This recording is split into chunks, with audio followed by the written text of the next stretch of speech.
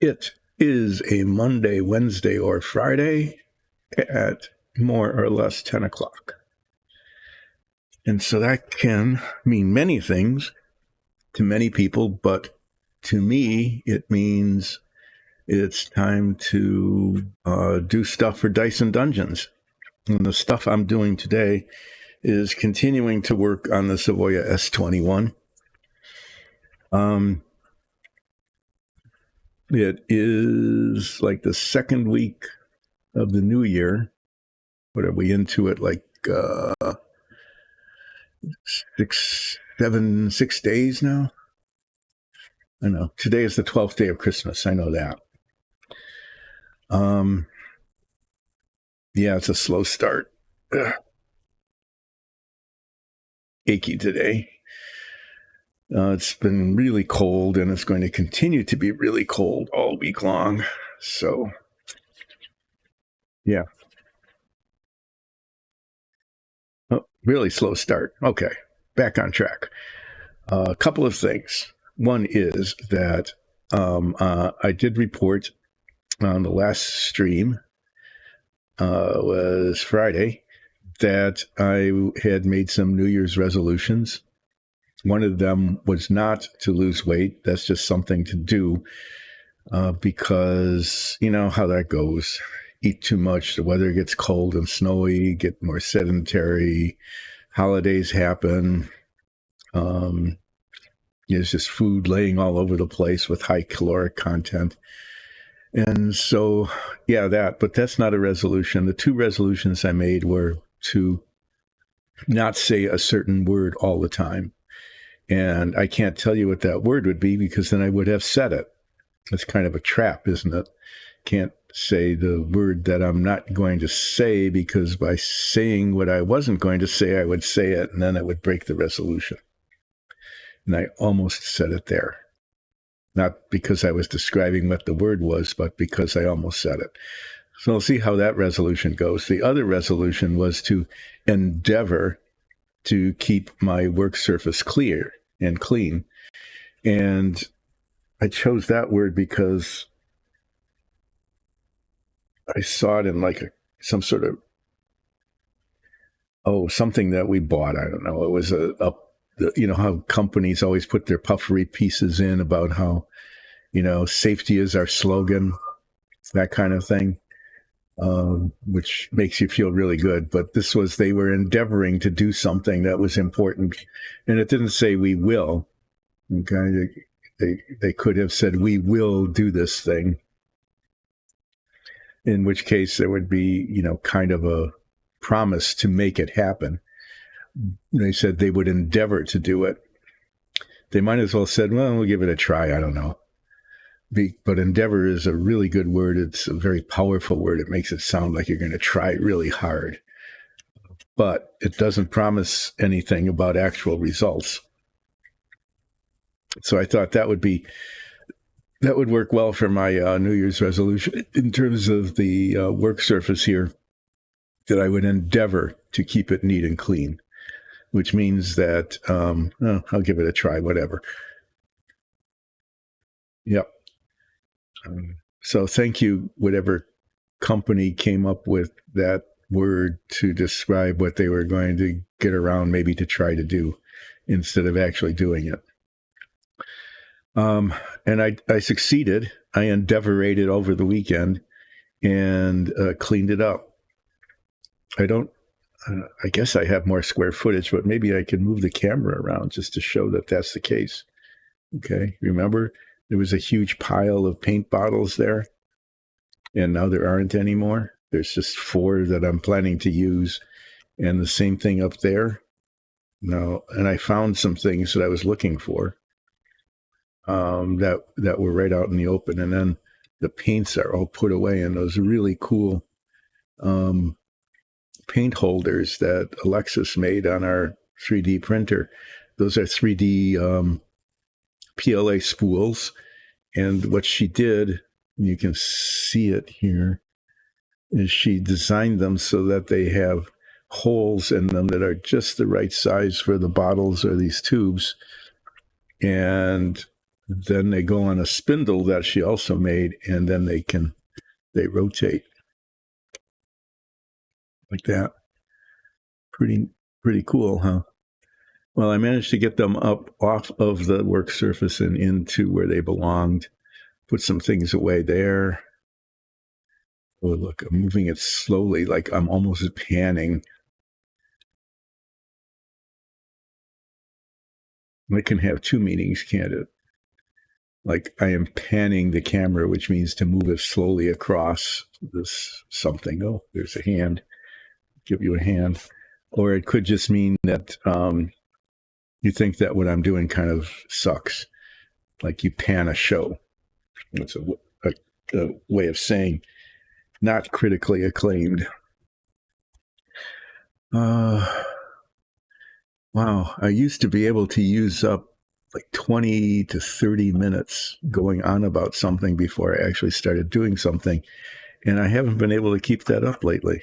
It's like I'm only 7 minutes, 7 minutes into this, and I already have to start talking about what I'm going to be doing and maybe even start doing it.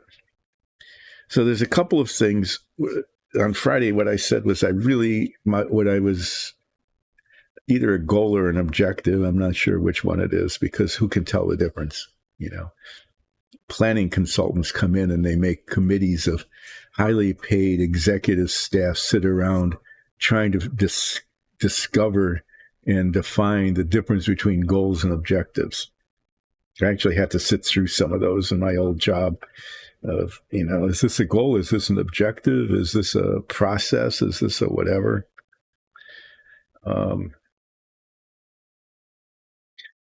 What I on Friday, what I was saying is that I wanted to move on to page 2 of the instructions. I wanted to move off of page 1 onto page 2.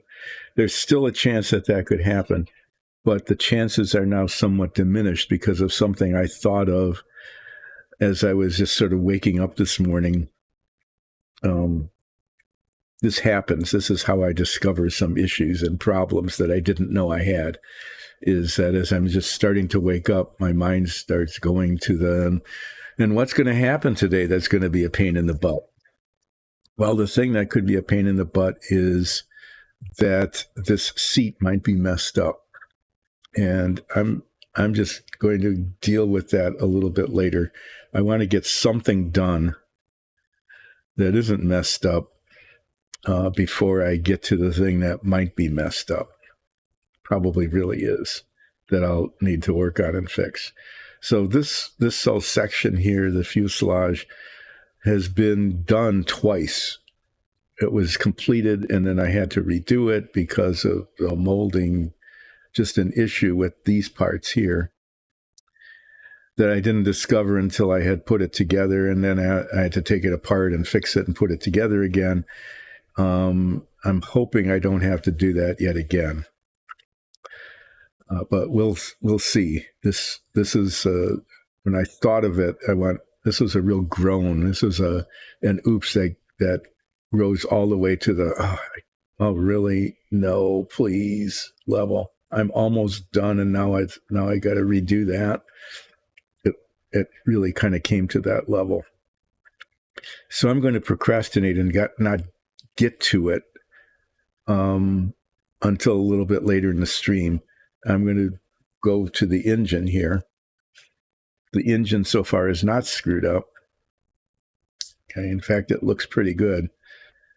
Here, we can look at it. This is the front of it. This is where the propeller goes, but where my improvised toothpick holder goes is this whole part of it got painted the glossy black, and the gloss. Let me move it up here. I never can tell if that's focused. Looks like it is. The glossy black part worked pretty well.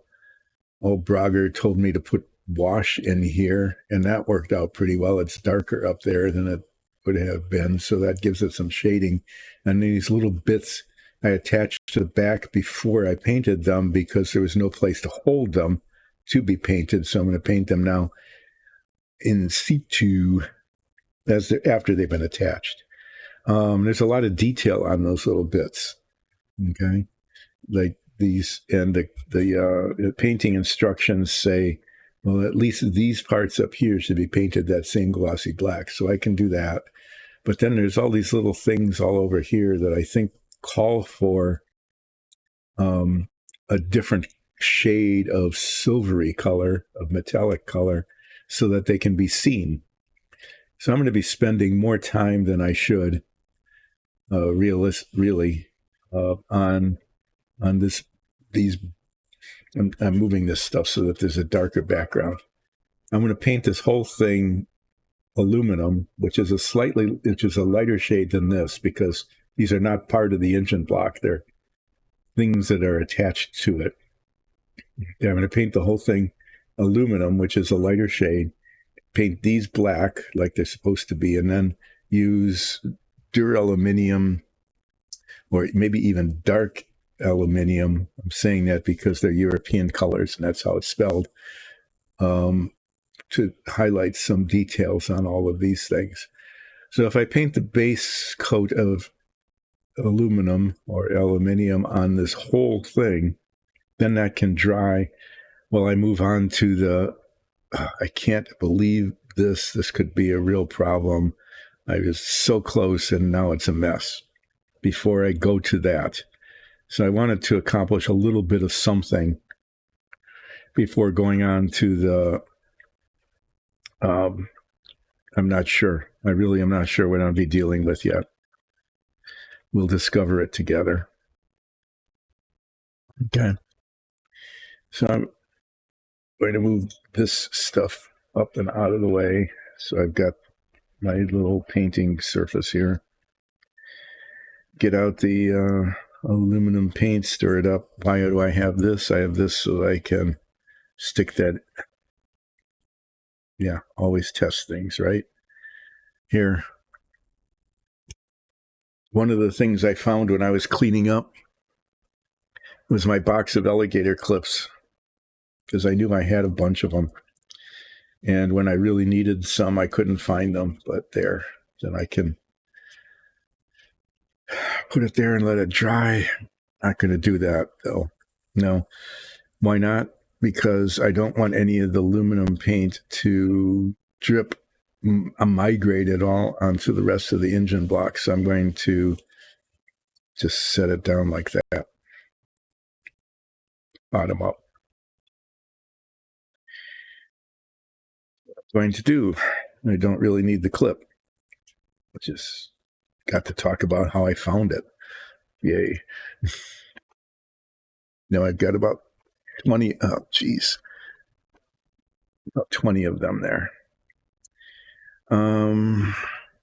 Get my color chart.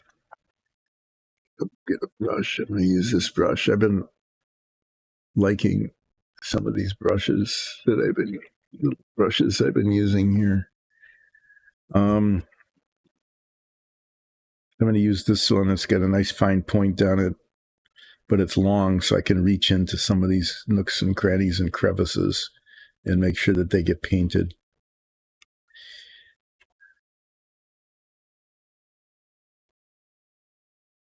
I don't need my head magnifiers at this point, but I will have to put them on when I start putting the detail on. Okay.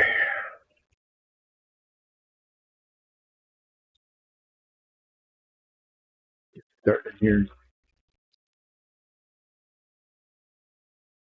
This won't take terribly long.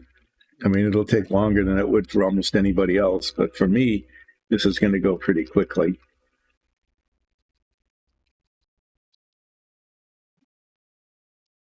Hopefully I won't mess up. You can always overpaint at this point, unless I really do a number on something.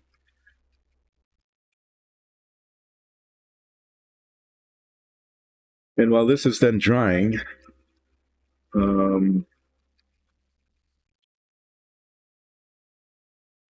then I'll pull out the piece that the hull of the Savoia, where I might very likely have a major thing that needs to be done.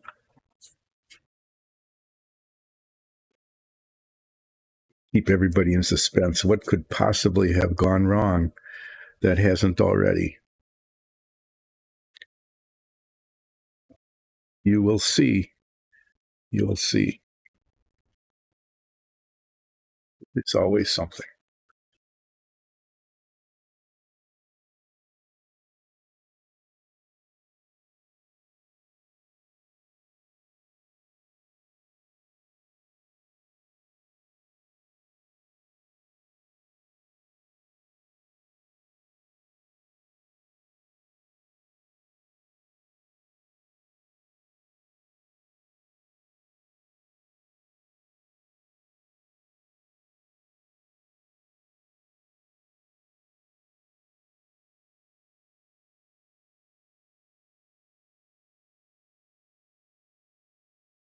Yeah. So I'm painting this, and I'm not painting the roundy bits really because they get painted black. And it looks like I'm doing a pretty good job, but later on I'll look at it through the head magnifier and find that it didn't cover well or something. I'm not feeling optimistic about today. Just just because of that thing that in my half sleeping state as I was waking up this morning was, oh no, I can't believe it. That's probably, I bet that's going to be a real problem. Yep. As I was discovering that as I was waking up, realizing that it was probably going to be a real problem, it put me in a less than totally optimistic mood about how this is going to go.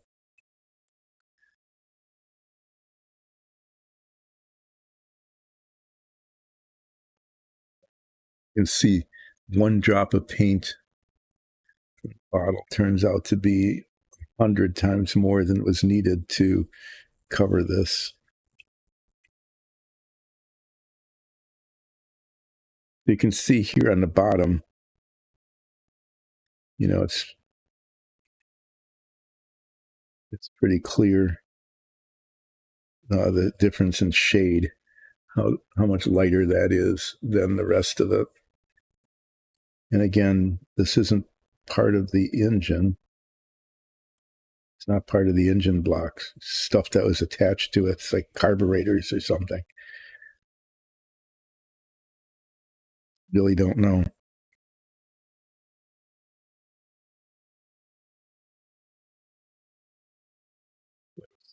It's painted this lighter color, and then I'm going to touch some of these bits with a darker color just so they can be more visible and not just disappear in the monotone that this is.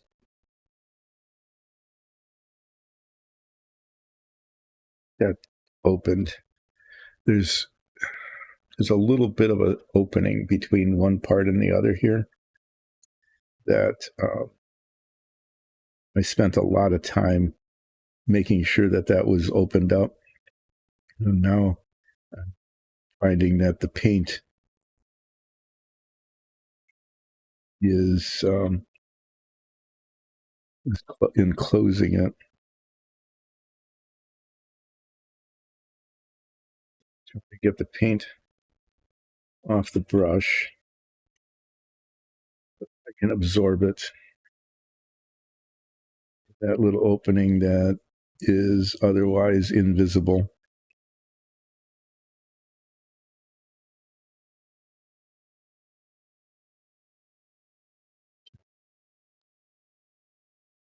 As far as I can tell, that is now covered.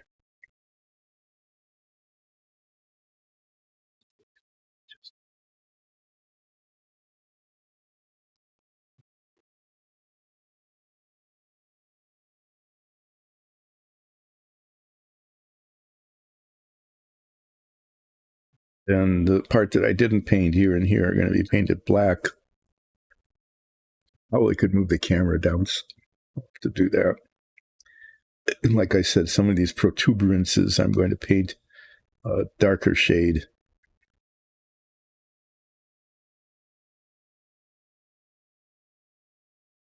Set this back in here. I'm actually going to set it behind the thing that might be a real problem, so I can bring the whole box out. No, that went more quickly than I thought it would. I know for you it probably was excruciatingly slow, but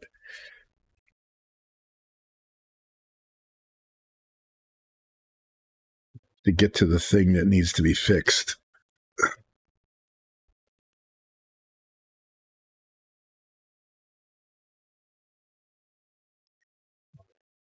So you probably recognize this because it's been on screen for the better part of forever, as I've been trying to put together the interior detail of the hull of the Savoia. And on Friday, I reattached this and clamped it down for the third time. I did succeed in getting the machine guns. This mount had come off. Well, it didn't really come off. It just got very loose. But I was able to put it on, and it's attached now. Before I take these clips off to find out if I have succeeded in keeping this gap closed, okay, the thing I need to do is find out if Porco Rosso, here, I'm going to move this down. It's harder to stay on camera when it's close like that because, it isn't that big an area, but it gives you a better idea of what's going on. So the problem is under Porco Rosso. If Porco Rosso comes out of the cockpit, and I don't know if he will or not, let's just say this. I'm going to go back and tell it why this is an issue, or maybe not, is because I was thinking ahead. I was very proud of myself in thinking ahead that if I built this cage, I might not be able to get Porco Rosso into it, okay, because it's a really tight fit. It really is. And it was even worse before I took off those little tabs that were very nicely molded onto these cage pieces, these cockpit pieces that shouldn't have been there. Okay. But they were, and I didn't take them off. And then I had to take this whole thing apart and rebuild it. But I was saying, okay, well, what I did, and this was what's going on here? No, nothing. That's just how it's done. It's like a little collar around his scarf. Is Porco Rosso might not be able to get into this once it's built. Well, it turned out with those little tabs that Porco Rosso didn't fit at all because they interfered. They extended here and here, and so he couldn't sit back in his seat like he is here. Okay. But if Porco Rosso comes out, he can go back in. What I really, the thing that's going like, I can't believe that, really, is that if Porco Rosso, when I put Porco Rosso in the seat and I put adhesive in there, okay, onto the seat to hold Porco Rosso in place. Well, it didn't hold, and it couldn't hold. It couldn't hold because the cage these protuberances stuck up, and it loosened him up, and he couldn't sit upright like he is now. This is how he's supposed to be sitting, with his hands around the control and his feet on the rudder pedals. It's down even closer. Look at that. So I can do this while at this point, before I start messing with it. Okay. So underneath him, his back and his bum, is adhesive that's on the chair. can't see it, not a problem, right? But if Porco Rosso comes out, I might want to be able to have him go in and out, because inside the cockpit is a bunch of detail that you can't see while he's sitting there. So it might be kind of cool to take Porco Rosso out so you could see the inside of the canopy. Well, if Porco Rosso comes out, and I don't know if he will, we're going to find out together, we will see stains on the seat. Okay? They're in locations where it's really kind of embarrassing. If you were Porco and you got out of the cockpit and there were stains where there are going to be stains because that's where the adhesive was, it would be very embarrassing. And I'm going to see if Porco Rosso will come out before I take off these clips, because if he gets stuck, it might undo what these clips are doing, which is holding this down so that it sets correctly in the fuselage. So this was the waking nightmare that I had, that the best thing that can happen right now is Porco Rosso being stuck. Believe it or not, that would be the best thing that could happen. But if Porco Rosso comes out, then I need to do a cover up on the stains that he left on the chair, on the seat. It's like he broke out in a huge cold sweat all down his back and backside. You can tell I really don't want to find out.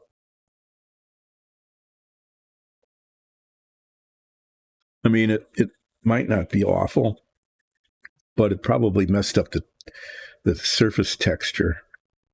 Well, let's find out. Does Porco come out or not? Porco comes out. Okay. Well, it's not as bad as I feared. Looking at the back of the seat. Yeah, looking at the back of the seat, and that looks okay. There is a spot here in a very not nice place.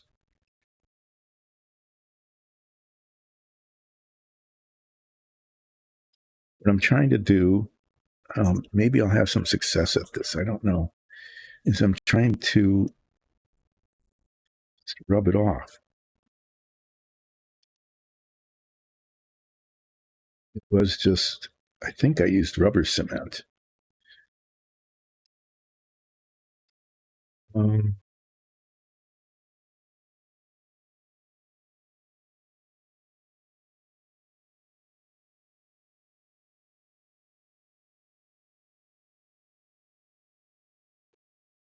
The seat is not firmly attached. It's moving around. But Porco Rosso's embarrassing stain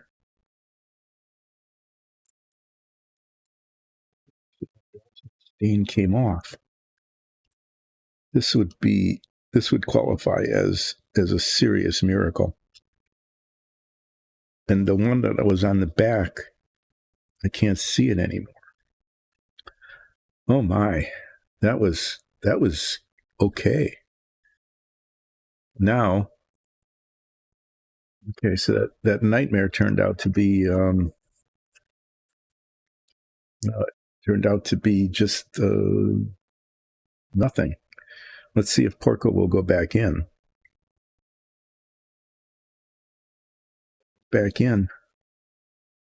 And I can position him in his chair.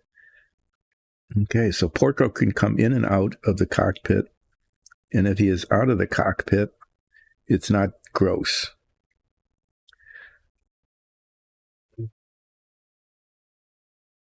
Well, I'm just going to take a moment here to get my head around what just happened. The next test is to take these clips off to see if the cage of the cockpit stayed adhered here so that there isn't a gap. And if it did, then I need to repair the paint on that side. And if I succeed in repairing the paint and doing any other little touch up, there's a spot right there that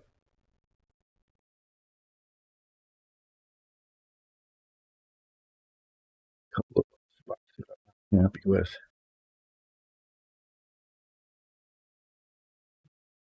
Yeah, sometimes it turns out just to be a piece of dirt.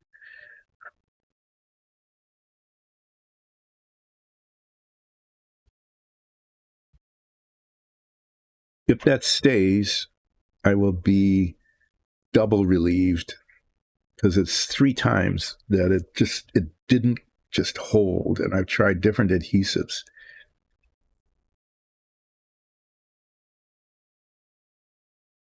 The other thing I need, this is another thing I need to check, is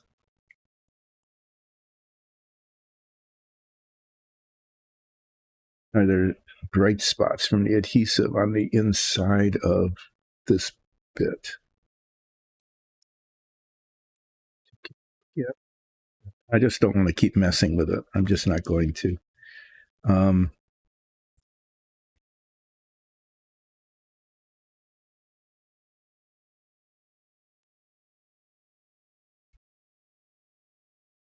if that holds and I can repair the paint on the side of the cage without messing it up, I need the brown wash. I put things away, and that was one of the things I put away. There it is. Put things away so I could find them. Well, there's nothing to it other than to find out, right? It either did or it didn't. Well, it didn't pop off.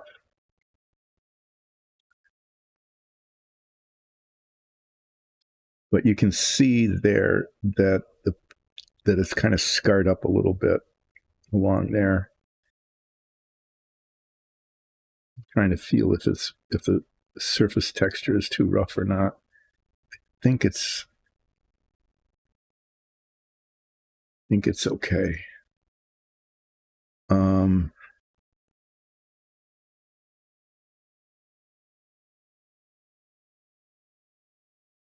Put my head magnifier on for this.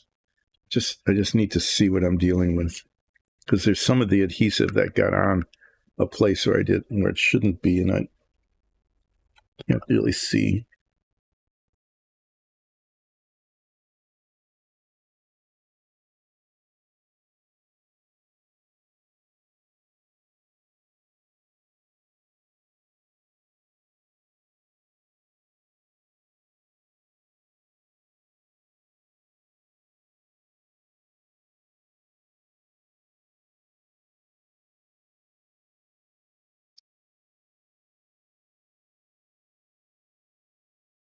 There's a little, I used contact cement on here, and a little bit, tiny bit oozed out here.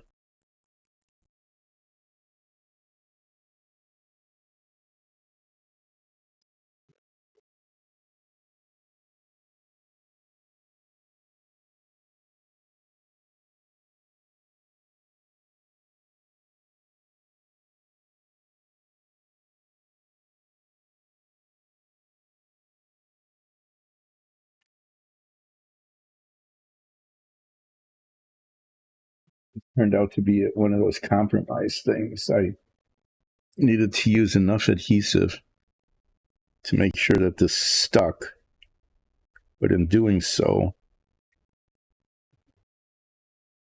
it's oozing out a bit.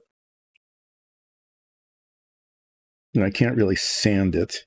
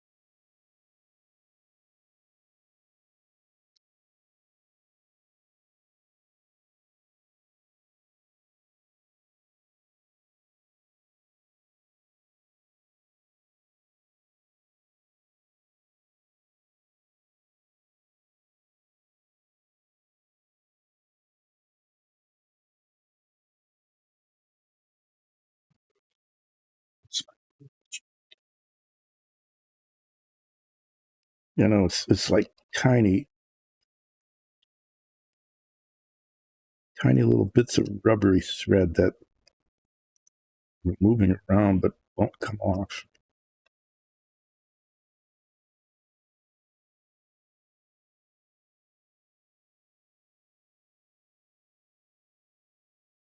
The nice thing about it, if there is anything nice about it, is that it's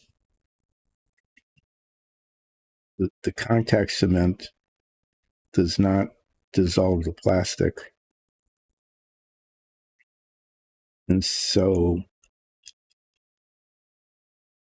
it's just a surface thing that needs to come off. There's two of them, two little bits that just there.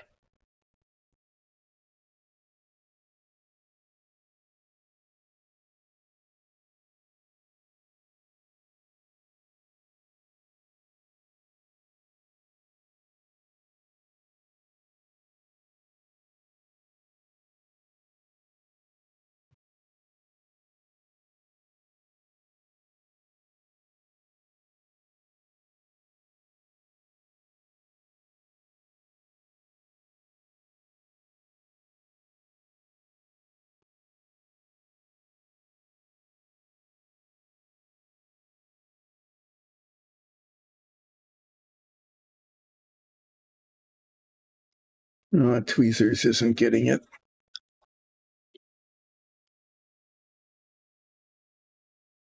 Getting you a nice close up view of if it's on camera. I don't know if it is. If it's on camera, you can see what I'm trying to do.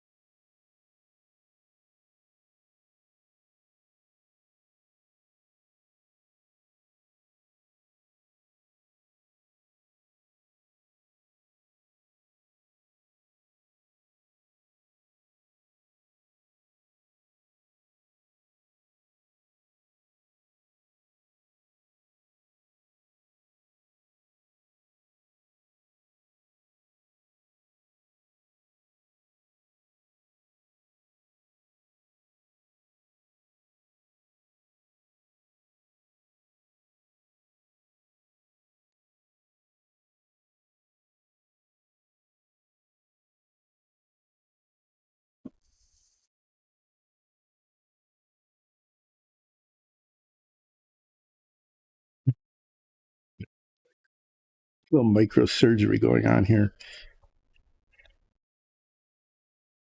Porco is about to jump out. I don't blame him.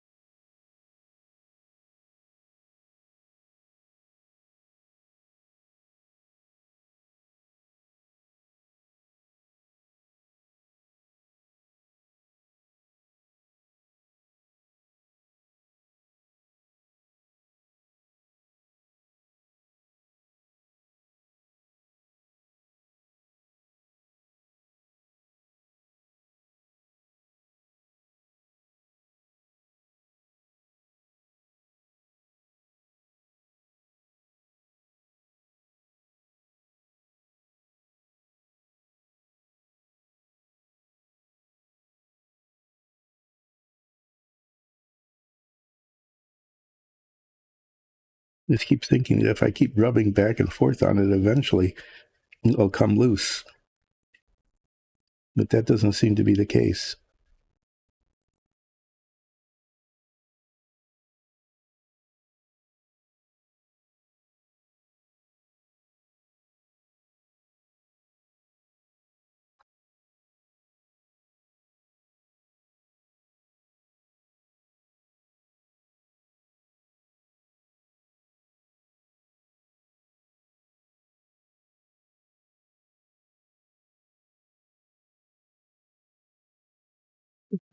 Spreading these two little rubbery things.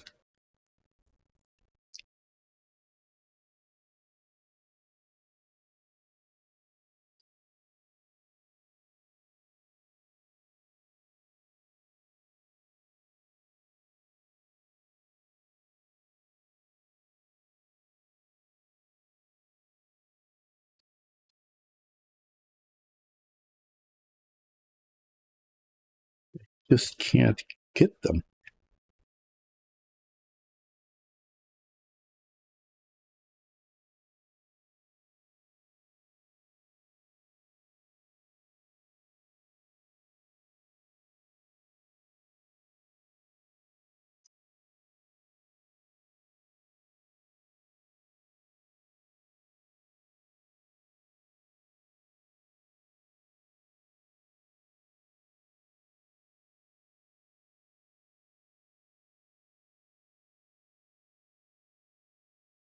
Got one.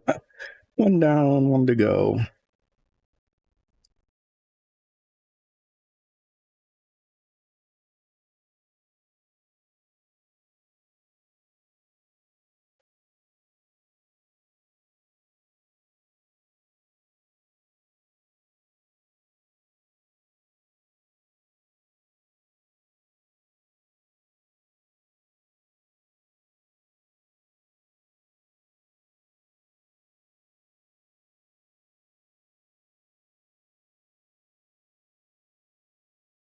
think I need the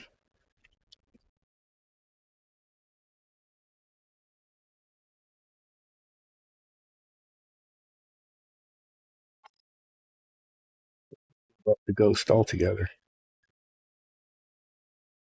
At least we know that it can come in and out of the cockpit, right?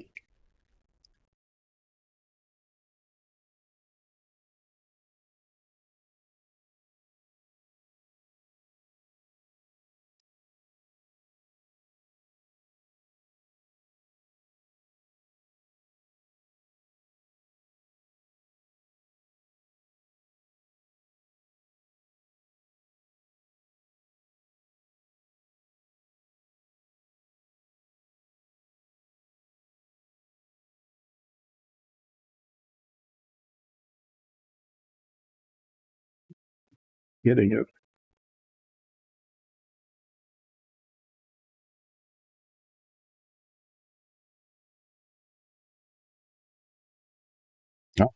Oh, ha.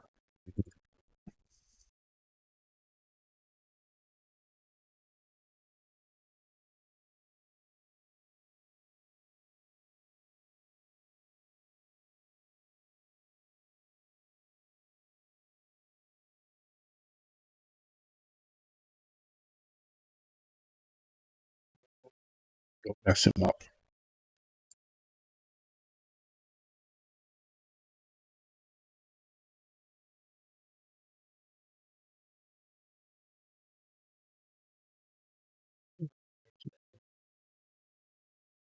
Wait, there's more.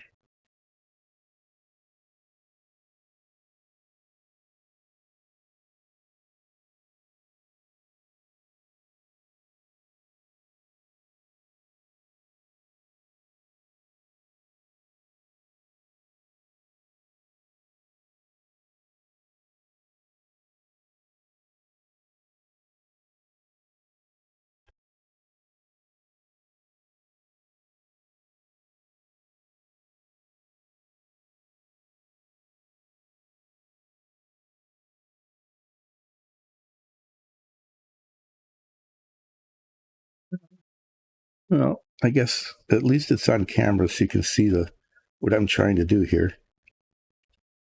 It's just little bits of adhesive on the side here, and I thought I'd gotten all of them, but there's more. And they create a rough surface. It's supposed to be smooth. You can see it.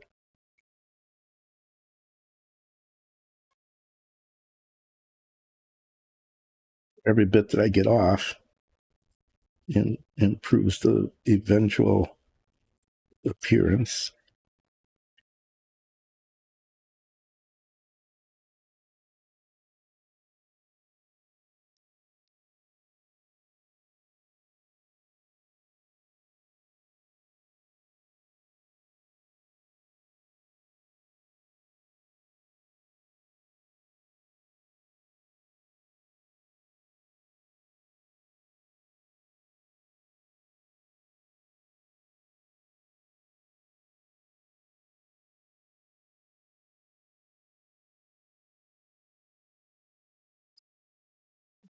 I'm going to have to put a base coat of paint on that very, very carefully, and then wash over it. But I don't think I can.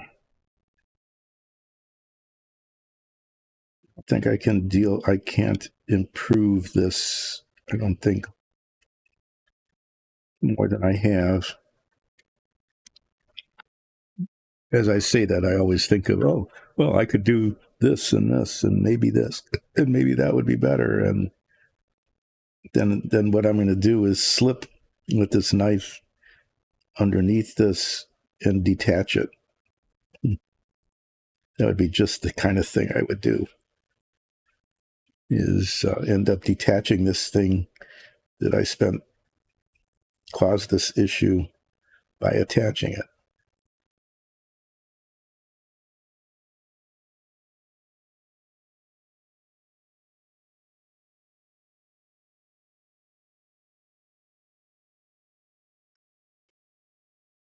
Yeah, like the fifth time that Porco got smashed by a tool.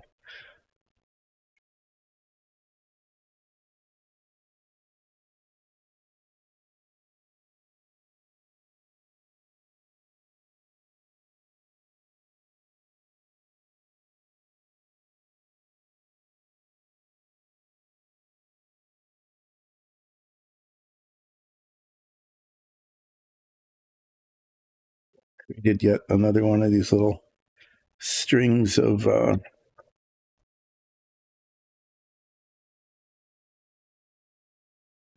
stuff here.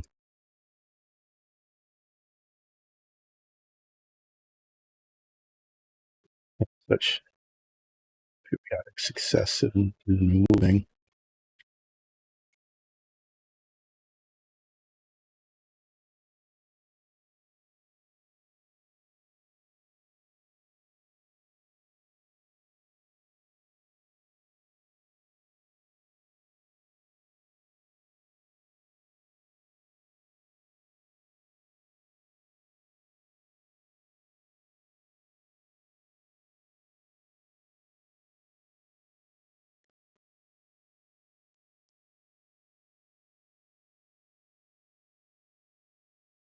Maybe I haven't completely removed it, but I have moved it.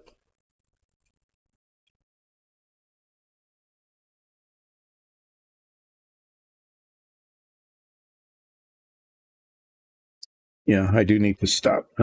At some point, I just need to stop. We've got half of the tools in the universe out here. This is painted desert yellow, and then there's a brown wash that goes on it. And if I can successfully do this touch up, I will reinstall Porco into his renovated seat, wrap this carefully in several paper towels, and put it in the I'm done with this box.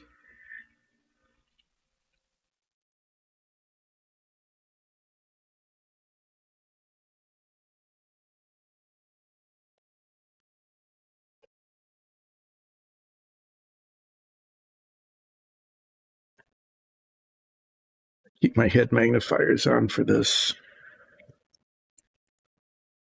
Move this up a little bit so that I have room for my brush.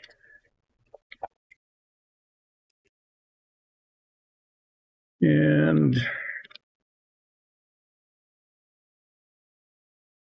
touch up the paint.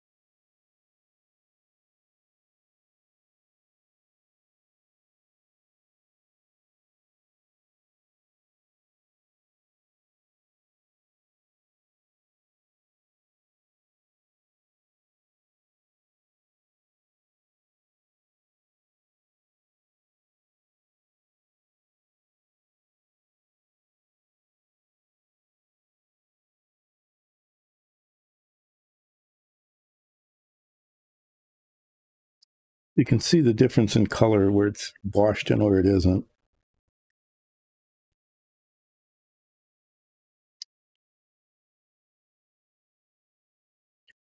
Little bits of dust everywhere. What did I do? I messed up. How did I do that? Good grief. I must have slammed my finger into it. Messed up the machine gun. I don't know. Just touching things. Just touching things makes a mess of them. Okay, that was it. A tiny little bit. I'm going to clean this off. The rim of the bottle is getting some paint buildup on it. I'm going to ignore it, at least at the moment.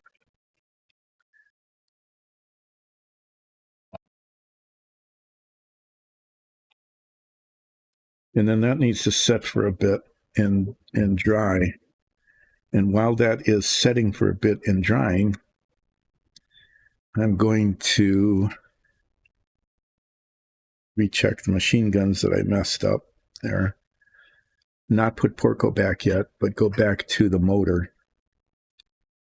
And the thing I'm going to do now is paint these bits on the top that are supposed to be painted glossy black. I'm going to paint them glossy black. And to decide what brush to use.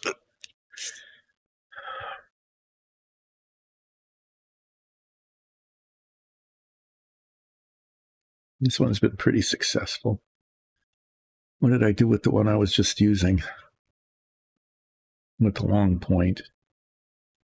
I don't know. I'm going to try this one. Yeah, here's the glossy black. I'm going to keep these. I'm going to take these off for a second. They're a little uncomfortable. Okay, so far, the thing that I was going, hi, Enforcer. It's coming along okay. I thought I was going to have a real disaster, and it turned out not to be as much of a disaster as I feared. In terms of Porco Rosso's seat, I'd gotten some rubber cement on it, trying to hold him in place, and it turned out that was a real mistake.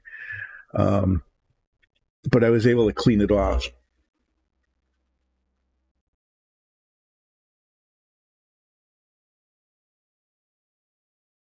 A trading post, okay. What is your trading post going to trade in? Ah, you got your game started.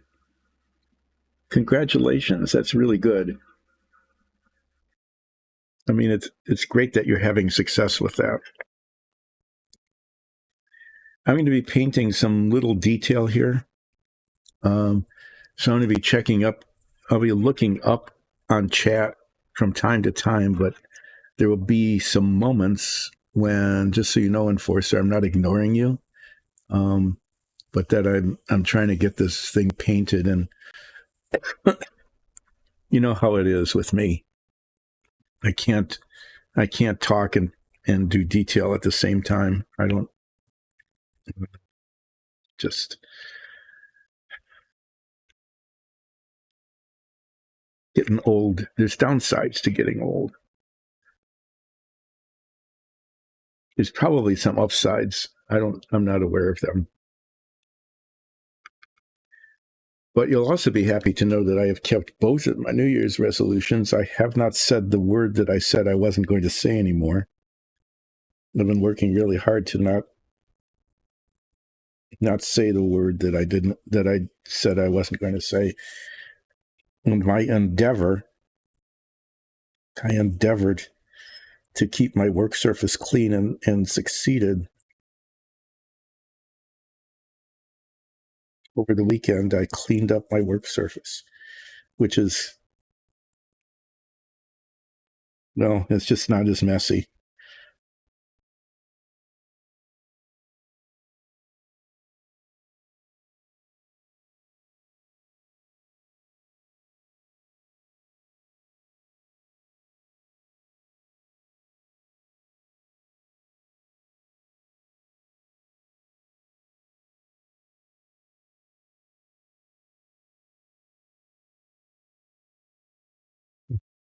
Good thing I turned it. I almost missed the whole back of it.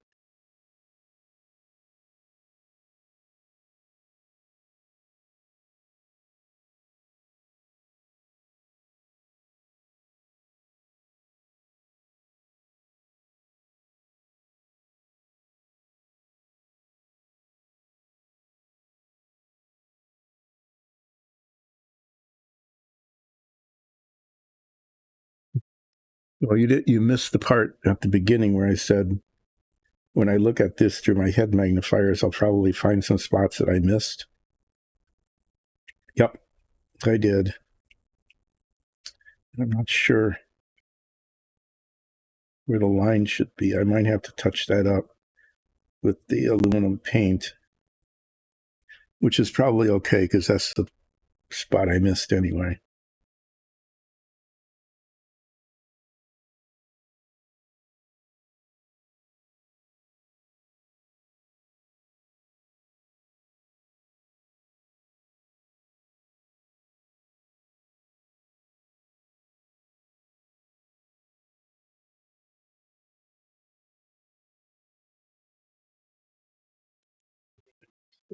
Bigger under magnification. Yeah, that was pretty stupid thing to say, wasn't it? Of course it looks bigger. That's what magnification is. Magnification is making things look bigger.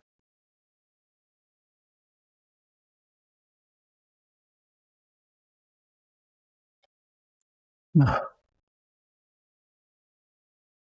now they don't look bigger because my head magnifier lenses popped off. They just don't grip as tightly as they should.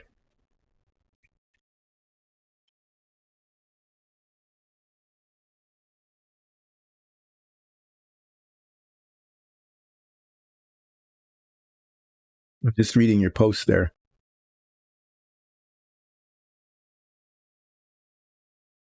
Oh my, okay. That is a huge thing that you built.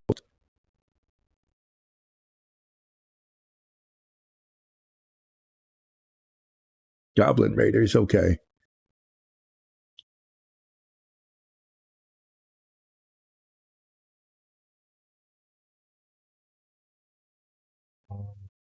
Need to finish this before the paint dries on my brush.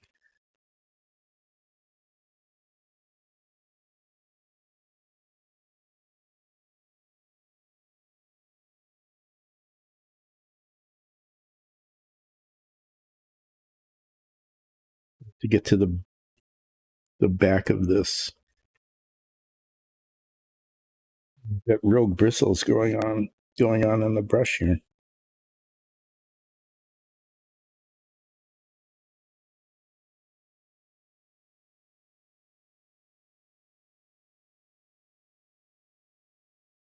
So the bristles get bent back sometimes because they're when I clean the brush, but it's most often is when I put that little plastic tube on it. So the thing that's supposed to protect the bristles, somewhat ironically, is responsible for messing them up. Okay, well, I got black paint on where it's supposed to be.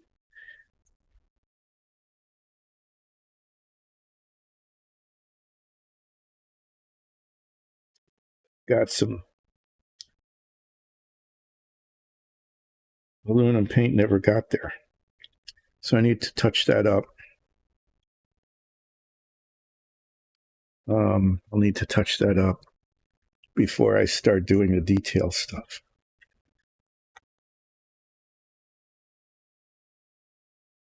Now I put my glasses on a second so I can read Enforcer's posts.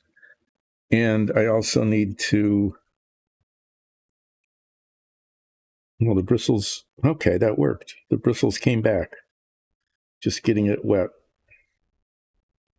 That's a good thing. Hopefully they'll stay cohesive.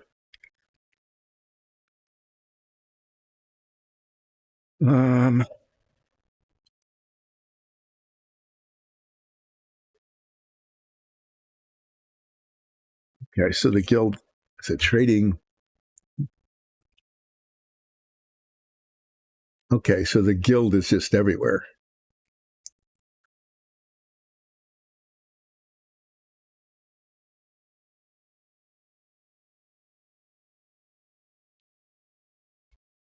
How many sessions have you played so far, Enforcer? How many sessions have you been able to play? Need to wait a couple of seconds. Well, I'm going to do the aluminium touch-up. I just thought this a little bit. I'm thinking ahead slightly. Just a little bit of thinking ahead is I'm going to be painting some detail on here, and I might have to do aluminum touch-up on that if they don't go exactly as planned. Which means that the touch-up I need to do with this will wait until I get this other stuff done.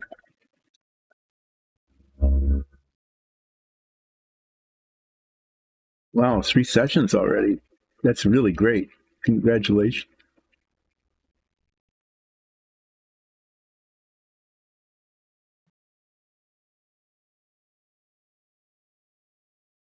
After I get this color on, the little protuberances that are all over whatever this is at the end of the engine, the back end of it,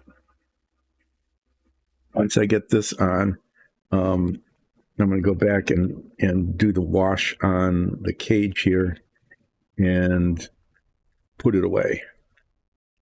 I hope it will.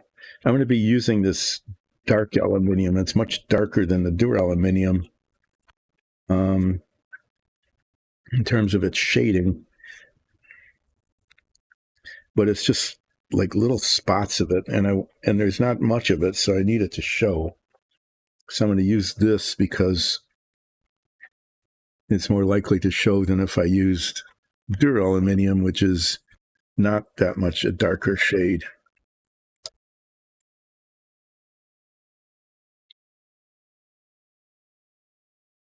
So they're getting started on their real adventure. Do they have a quest, or are they just heading out looking for trouble?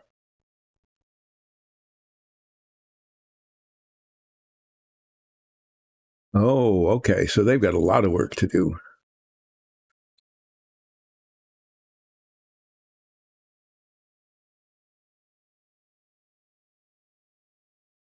They have to achieve. Wow. Okay, you're making your players work really hard. they got to go through, find 10 keys. That's pretty cool, though. I mean, it's good to not make it easy on them.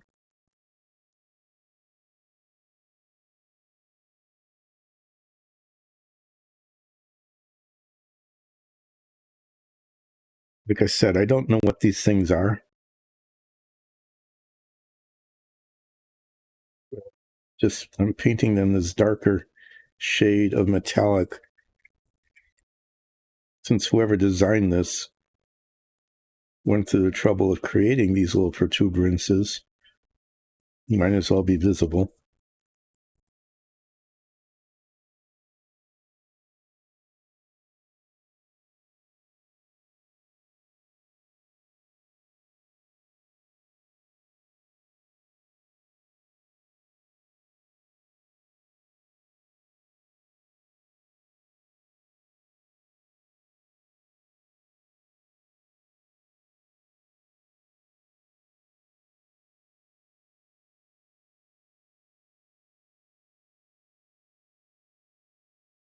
This is pretty subtle.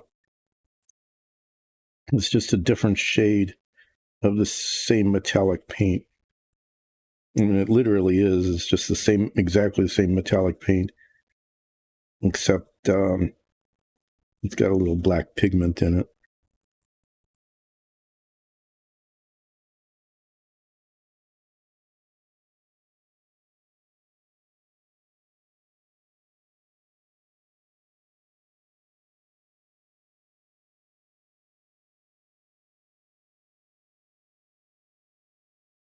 On camera, kind of. I don't know when I bend down like this way, you can see it though. Whether you're just seeing the top of my head, I can't tell because I am bent over.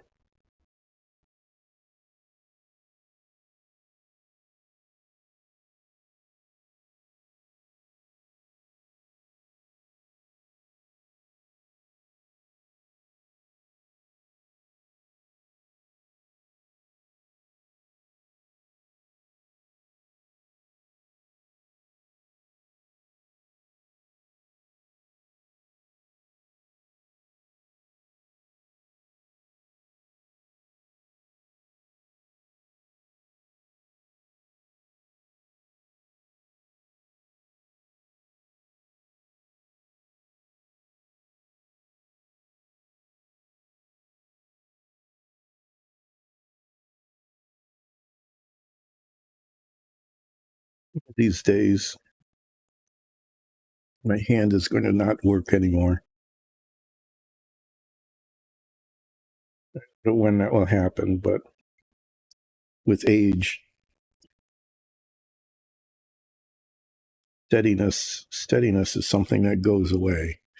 And when one is painting tiny little things the size of a pinpoint, little brushes that have what essentially two bristles, it's, at some point it just is going to stop working. But until then, you get to enjoy me trying my best. Oh, okay.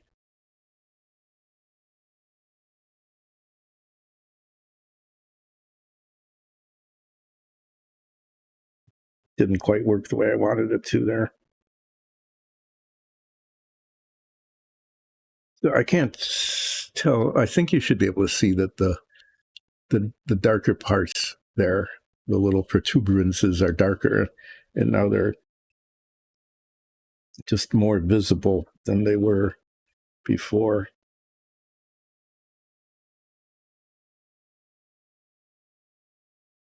I have a tiny bit of touching up to do with the aluminum paint.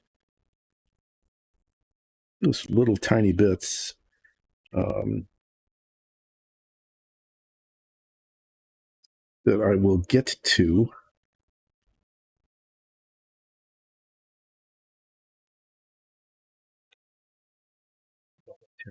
I'm going to read Enforcer's posts and then get the brown wash out and finish the inside of the fuselage, I hope.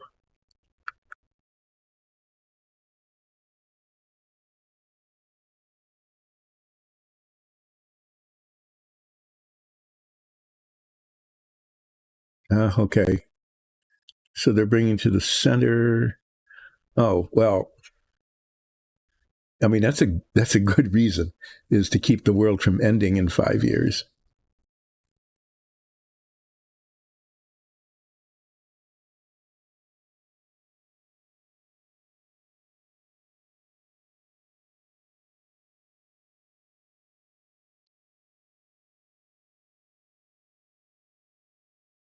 Hi, old. Hi, old Brogger. Thanks for joining in.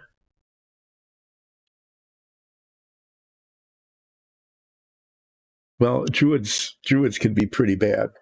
I mean, they can. You should pay attention to Zoria in our D&D stream, in our D&D show. She's a changeling druid, and the druid, as a druid, she is becoming more and more influenced by the Fae, which is something that druids aren't supposed to, but she is. And so every once in a while, just goes a little bit off the walls. The post office. Ah, okay. So there that works. That works pretty well.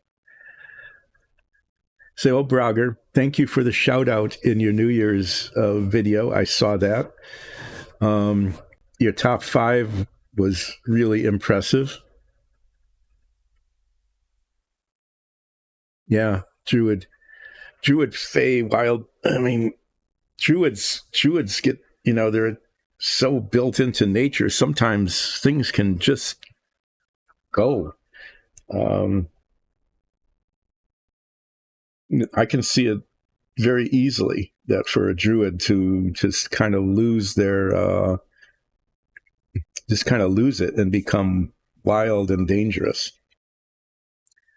But that was a great shout out. I appreciate that. Thanks so much. And congratulations on having, 35,000 subscribers now? You went from 10 to almost 40 in the span of just a couple of months.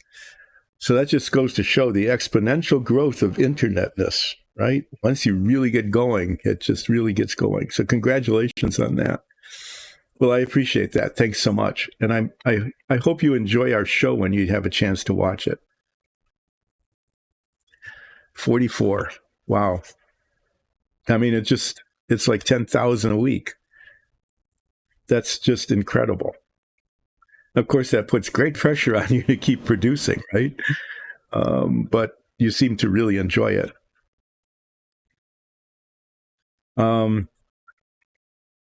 Yeah, a couple of, I mean, your large, detailed castle sort of thing was amazing, but your D&D table, okay, that I can't imagine finishing that in 2 weeks. I mean, I just can't. Not at, well, I mean, look at the pace I'm working at, right? So you can imagine that I can't imagine getting anything done that quickly. Well, theoretically, at least, the last thing that needs to be done to this is a little bit of wash on the side. You can't see it. Put this aside while it's drying. A little bit of wash here where I repainted it, just a little bit of brown wash. And then I can put Porco back in the cockpit and put this away in my box of finished parts.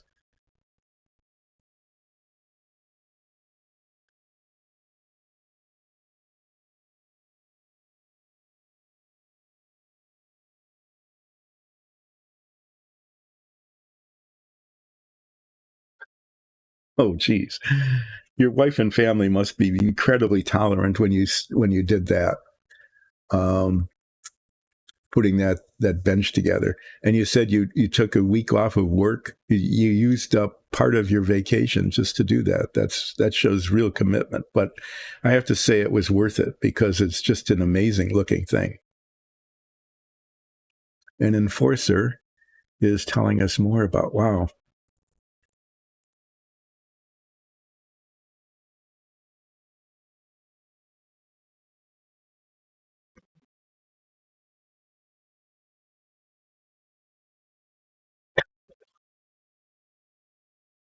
Just looking at the text here.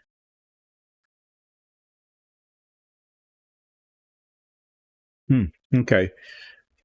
So you've got an adventure within an adventure going as well. Yeah, I need to finish this, so I'm going to take the brown wash. It's amazing how one drop of paint or wash ends up being like. No, I think it's a really good thing that you're doing, that you're passing these on. Oh well, of course.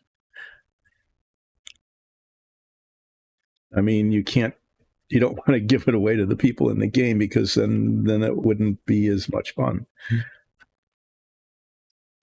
So this is a really good forum to do that. And there might be some people who are watching this on YouTube or whatever who might be able to give you some feedback. So I hadn't asked you this, but if somebody wanted to give you feedback on your ideas, is there some way they could reach you?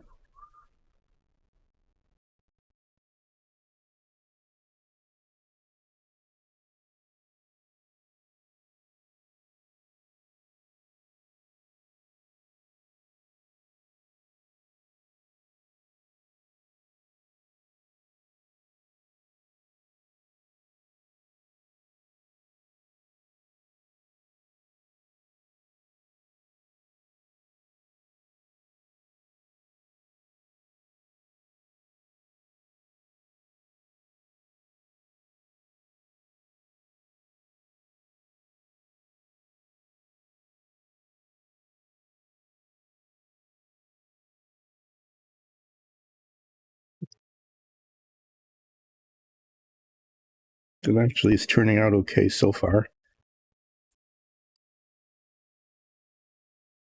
Why don't you give that some thought? Because there are some people who watch this on YouTube, and I think they see the chat screen. They might be willing, to give you some ideas. You always have to be careful about that, of course, because sometimes people aren't kind, but they might be slightly helpful. You never know.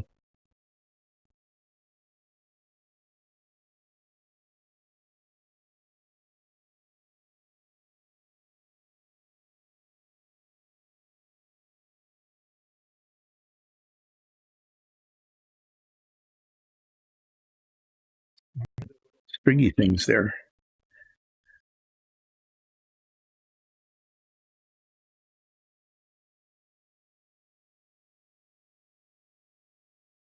Okay.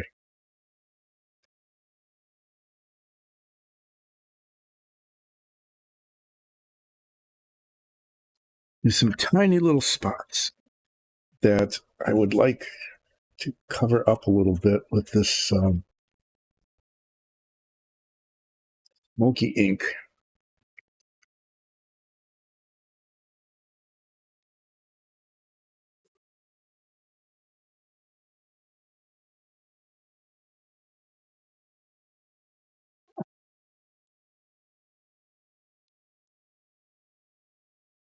That's a pretty interesting thing.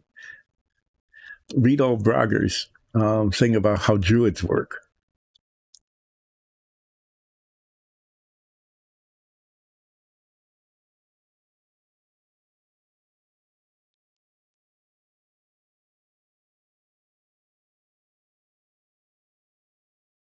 Okay, that's an interesting theory.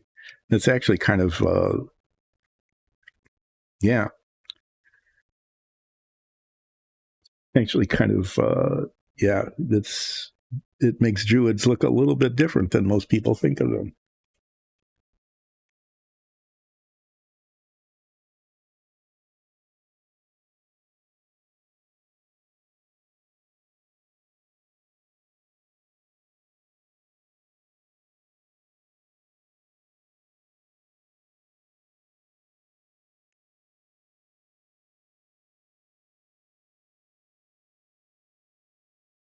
Enforcer, were you able to read what little Brogger put in? Yeah.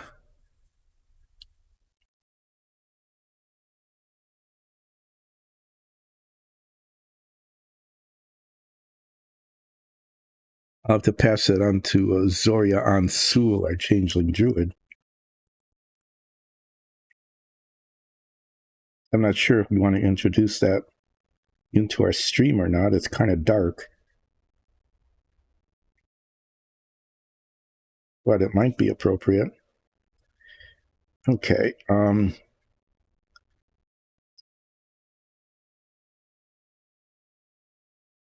going to declare this adequate. I think I did A-level work on this.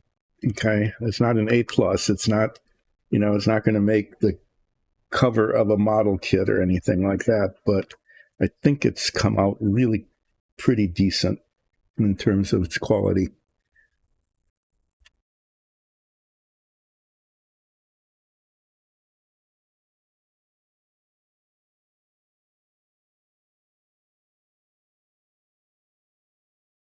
Yeah, I mean, if that's what you're doing.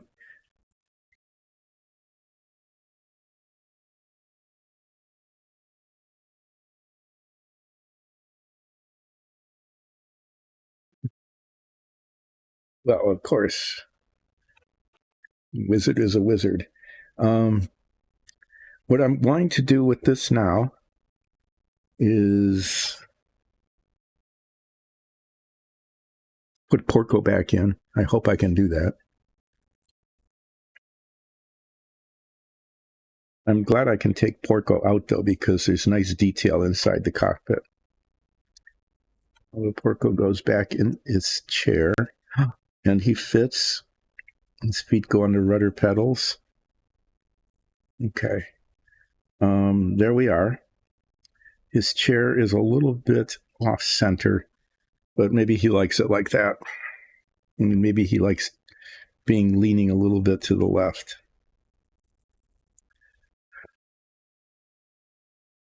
Machine guns are still okay. Get this stuff out of the way. I'm going to clean this up before I move on back to the engine and do the final touch up on that. But what I've got is, my right knee. I don't know what happened. Like a week ago, my right knee started hurting. Thanks for dropping in, O'Brogger, and thank you again for the shout out.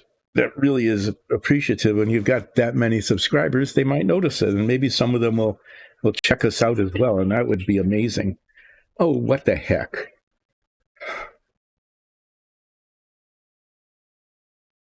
Sorry, there's always something. This is my box of done parts, right?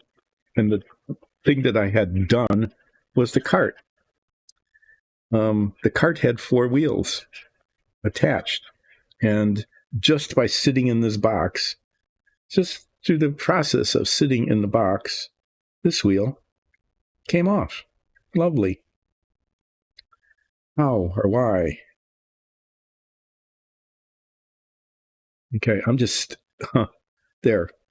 It for whatever reason, it's being held on by friction. Okay, just pushed it in there, and it's being held on by friction. So I'm not going to add anything more to it. This was the first part of the model that I completed. It looks like it should take maybe an hour. I think it took me maybe 5. Part of it was that some of these things were made up of two halves, like here and here, and when they were cemented together, I needed to get rid of the seams, and I seem to have succeeded in doing that. So there's the cart, and the cart goes in the done box. This is also going to go into the done box, but I'm going to wrap it in several paper towels because the done box gets moved around, and I don't want this banging around.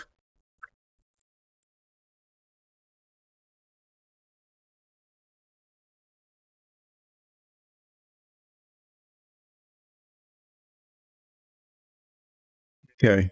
Well,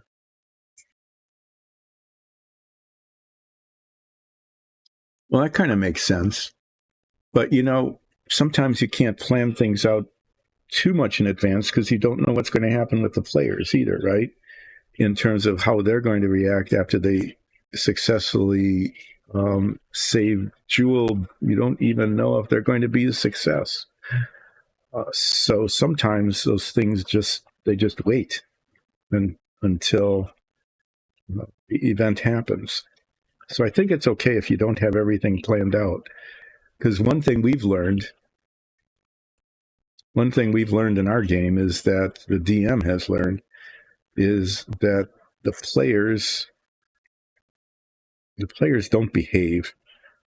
Okay. So sometimes she's created these scenarios and then we mess it up for her because we don't do what she expected us to do.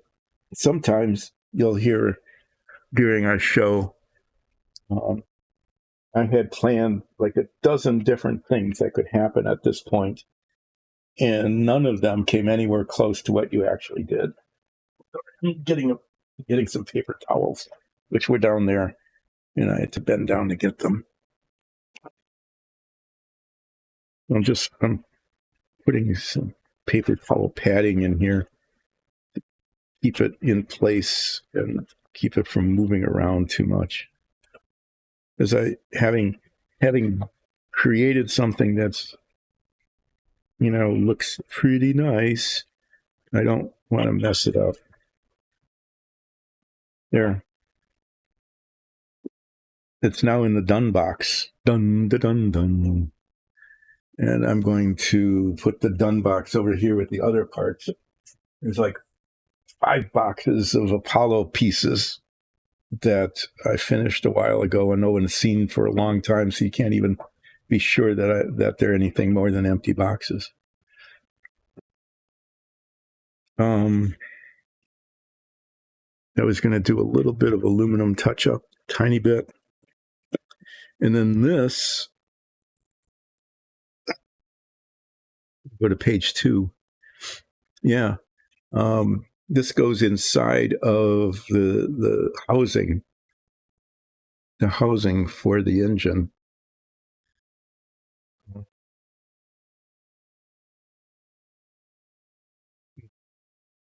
Not really clear if that goes in first and then it's surrounded or whether it's put together and the engine is set in.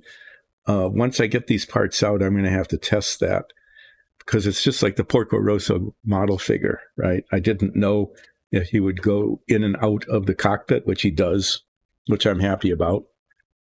But I don't know whether the engine can go into this after these pieces are put on. I'm hoping that I can get these done first and then put the engine in because they're going to have seams and the seams need to be sanded and this whole thing needs to be spray painted. And I'd really like to be able to paint that before inserting the engine. And then I can spray paint this part, which I want to be removable. I don't think it was designed to be removable. It goes back here.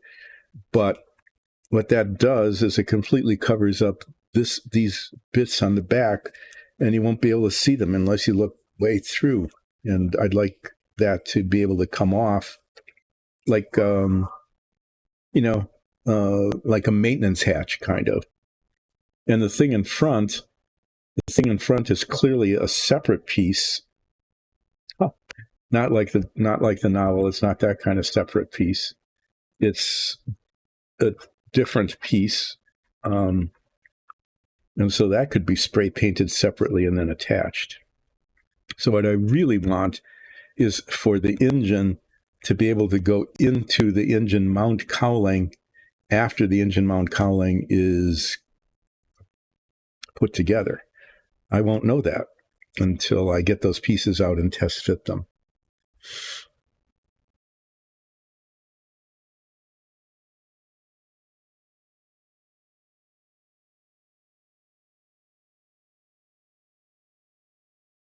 Well, Jewel could be thankful that she was freed and could be helpful, but doesn't have to be helpful all the time.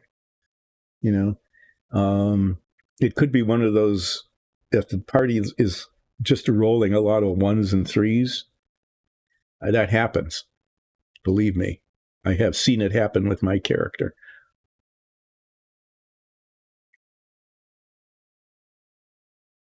She might just subtly, I mean, not really hugely overtly, but just rather subtly um, be able to help the party out. These tiny little bits of touch up that I wanted to do with this paint. I'm gonna put this back on.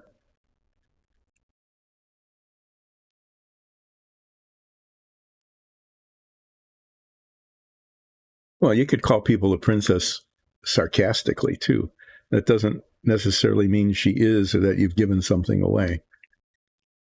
I mean, the party now might say, "Oh, you're a princess." Maybe, I don't know for sure, because we don't know if that one of the druid minions was telling the truth or just, you know,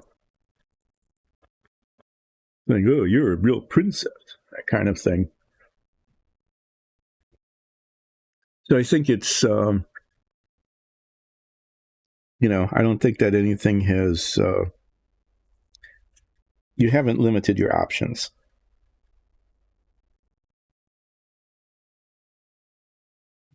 But what I really need to do is, there's some spots up here that never got painted in the first place.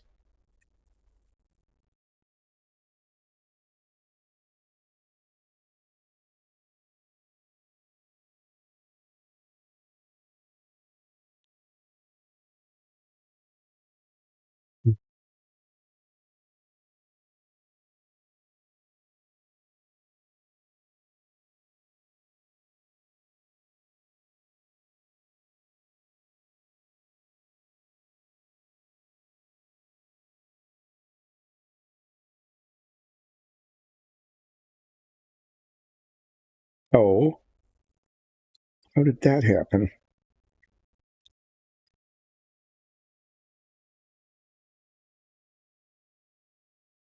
No kidding. I did that as I was painting this. The brush hit right there. Now I need to do a gloss black touch up. What a pain.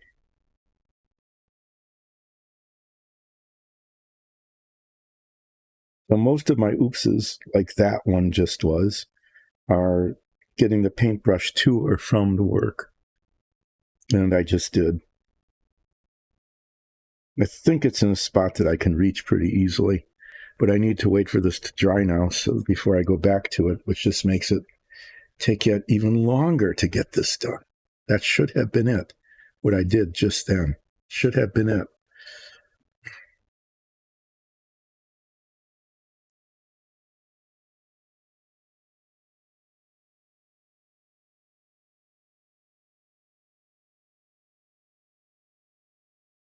No. Oh, you better not give that away. You definitely do not want to give that away.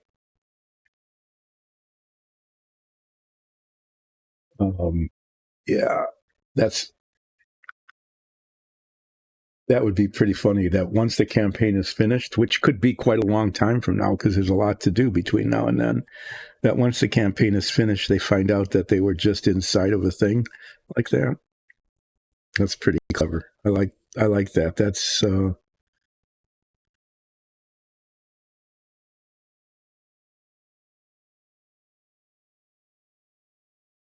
almost mean.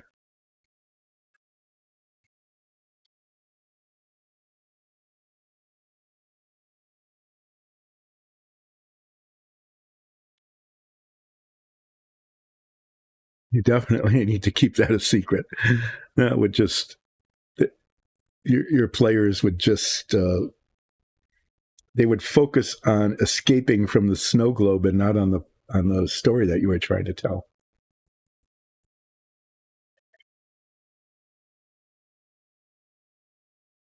I'm going to be impatient. Hopefully, not a problem. And I'm going to fix that blob where I managed to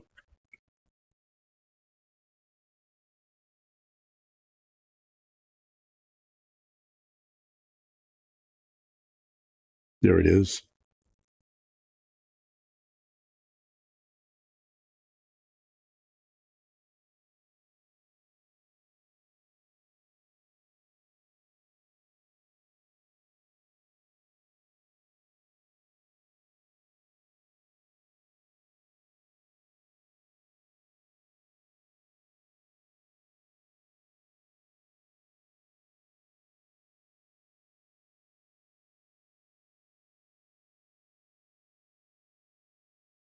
A few bristles left in this brush.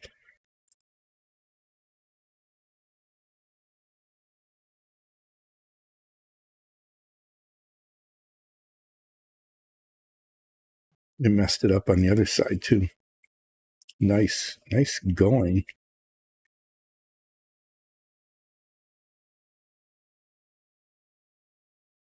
How many times have I fixed a problem by making a problem, or making a problem in the process of fixing a problem?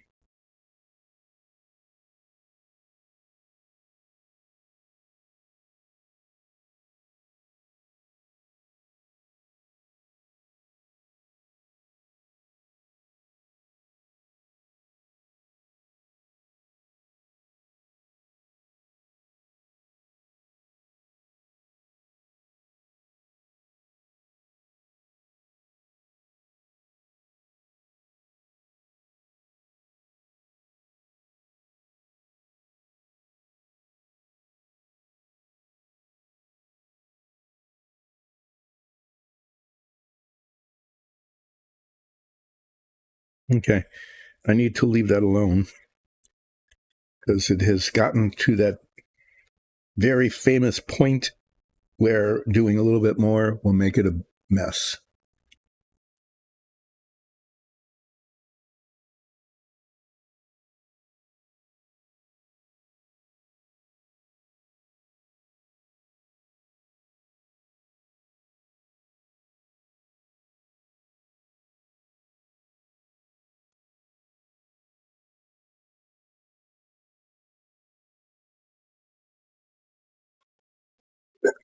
Well, of course, you don't know how they would treat them, and they might decide not to.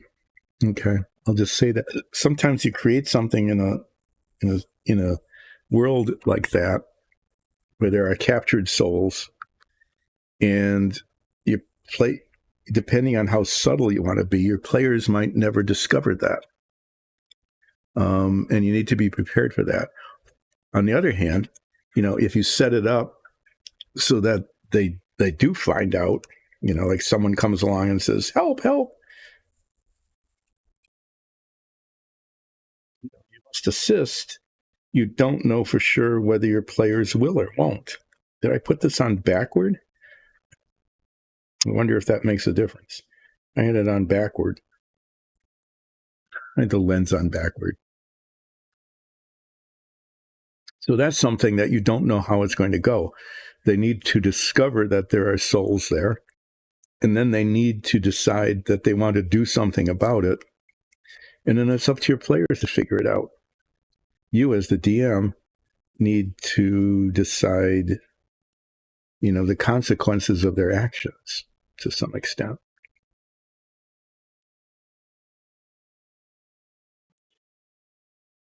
To noon. Wow, this day is creeping along. This engine does not go into the box of finished parts because I have moved on to page 2. I don't know if it's going to fit in here before or after those pieces come together. So I need to get these 3 pieces, clean them up, because of course they're going to have sprue marks and mold marks and who knows what, especially this. Test fit them and see if I can put the engine in after these are combined. I really, really, really want the engine to go in after these are put together, because 2 things then. I can clean up the inevitable seams that will form around it, especially in the back here. This is going to be highly visible back here. Okay, I'll be able to clean that up and before painting it, and I'll be able to spray paint it as one complete unit, which I really want to do without having a real problem with the engine. Okay, and unlike the instructions here, I'm going to not pay attention to the instructions. I want this to be removable so you can see the detail back here. And I hope that I can make that work. And this is a separate part that goes on to the front. And so it's okay if there's a little bit of a seam there because it's obviously a separate unit. And so I could spray paint this as well and then attach it. That's what I'm hoping. I'm really hoping that that works.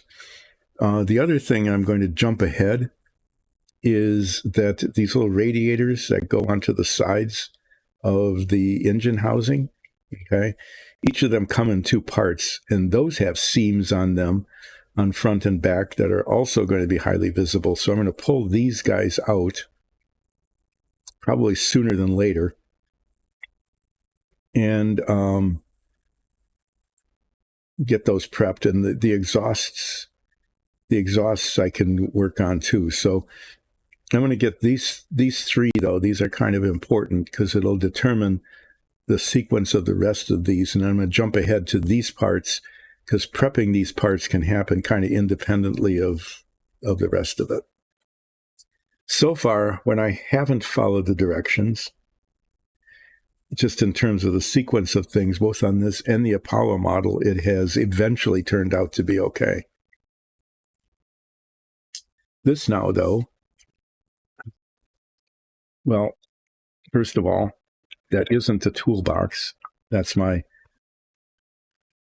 I put things that are mostly finished or being worked on box. And these, look, I'm endeavoring to keep my work surface clear by cleaning up.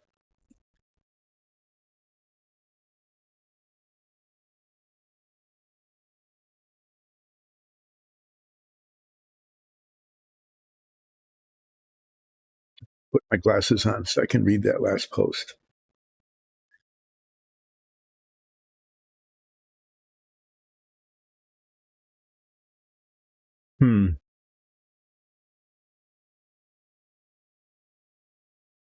And so once the Druid is...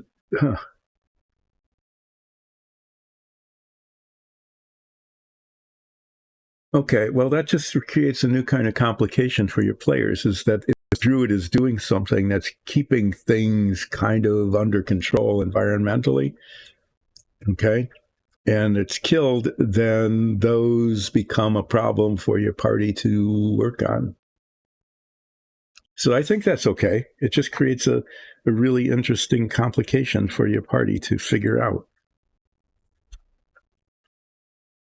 There's nothing wrong with making your party work really hard at keeping the world intact. If they have to keep the work at also not just solve problems, but keep the world intact so that they can have a place in which to solve problems, I think that's okay. Okay, take the thing out of that because it's falling out anyway. What I'm going to do now is, I haven't done this in a while, is go to the box of parts. I created all this space on the workbench, and it's like, where can I put this? Well, I put it in the space I created. And in these jars, I don't need these anymore. I'm going to put things away. Watch me work out my endeavoring here. My endeavoring to keep the work surface clear. Can't really see it. Here. I have a container for these.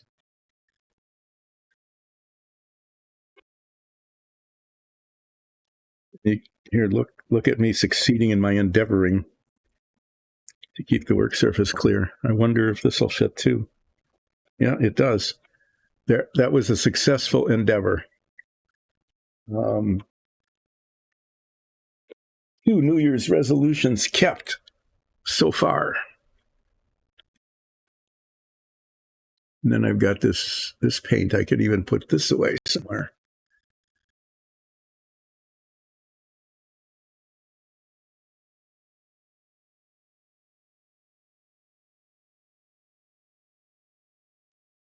They are now placed where I will never find them again. But that's the way that goes. I have to find these parts. I'm going to find these 3 parts and then maybe these bits as well. We'll see. Let me see what I can see. And the exhaust ports. I'll be right back. I'm getting the box.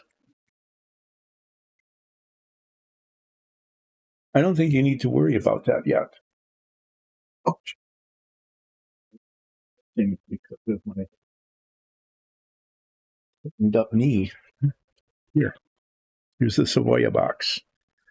I'm going to move the camera up a little so you can find parts with me.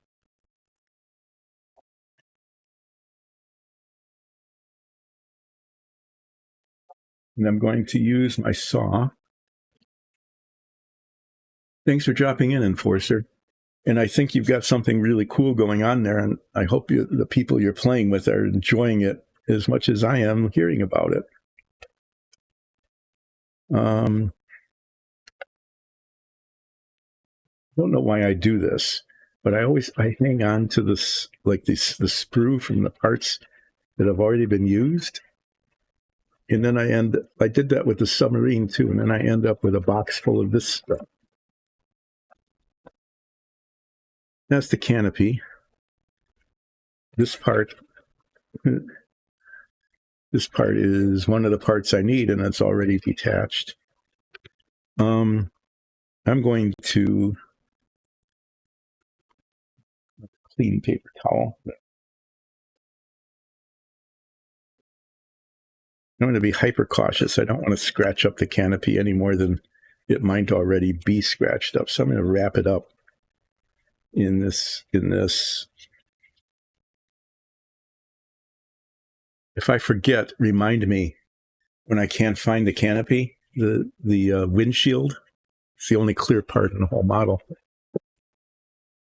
Remind me that when I can't find it, that I wrapped it up in a paper towel and put it back in the box.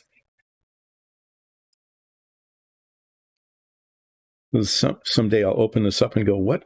Why is there a chunk of paper towel with tape on it in there? Okay. The other parts I need are on here. They're here and here. What? No, what is this? I am confused.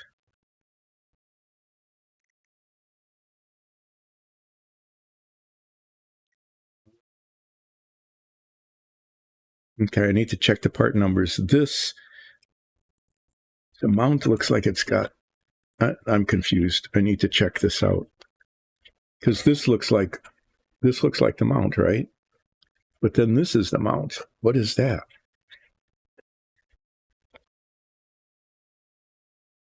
There's another mount. The mount on top of the mount?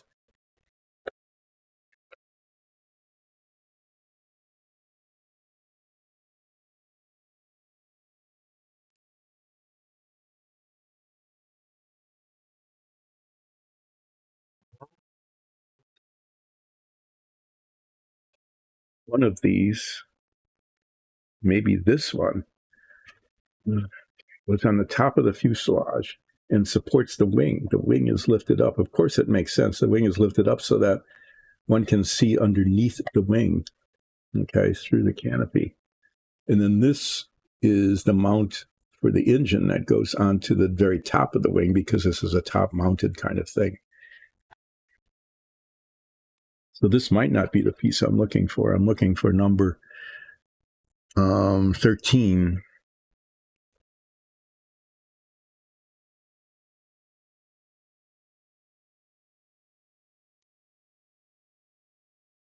You might notice I can't see 11, 12. Yes, this is it here. That's number 13. And then these are the two pieces that go on the top. Okay, well, I got some, and then this one goes on the front. I don't need this piece right now. I need this one, this one, this one, this one, and this one. And then these are the radiator bits that I also need to work on.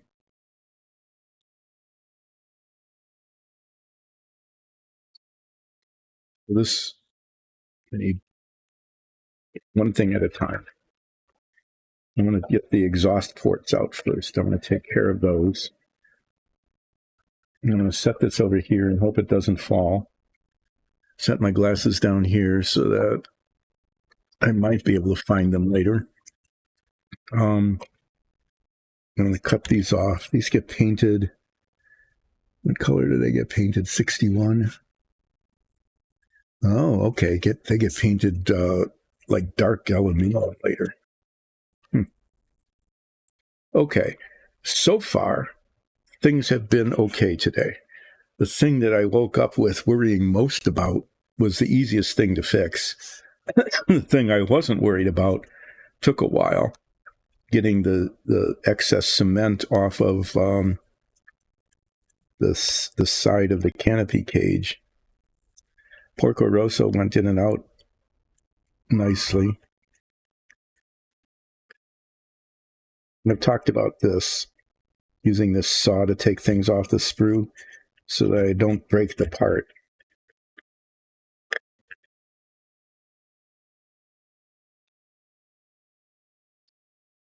Can about an hour. Okay, it's a long time. I should be able to like maybe accomplish a little something. Okay, so these parts, the main part about these is that they're supposed to be nice, clean, smooth pipes. I need to look for two things on them because they go in like this, and this is going to show on the outside. I need to put my head magnifier on and see if there is, and there is. I can even see it without the magnifier. The mold seam goes right down the center. Okay, because it got molded that way, right down the center, and that needs to be cleared off. Otherwise, it's going to look really dumb, which means not good. These bits go on very near the end. This is the propeller and the propeller hub. So I'll put those down near the bottom. Okay, well, let me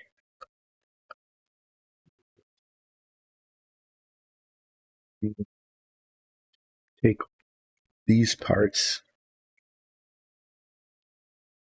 This is the first time you're seeing red plastic.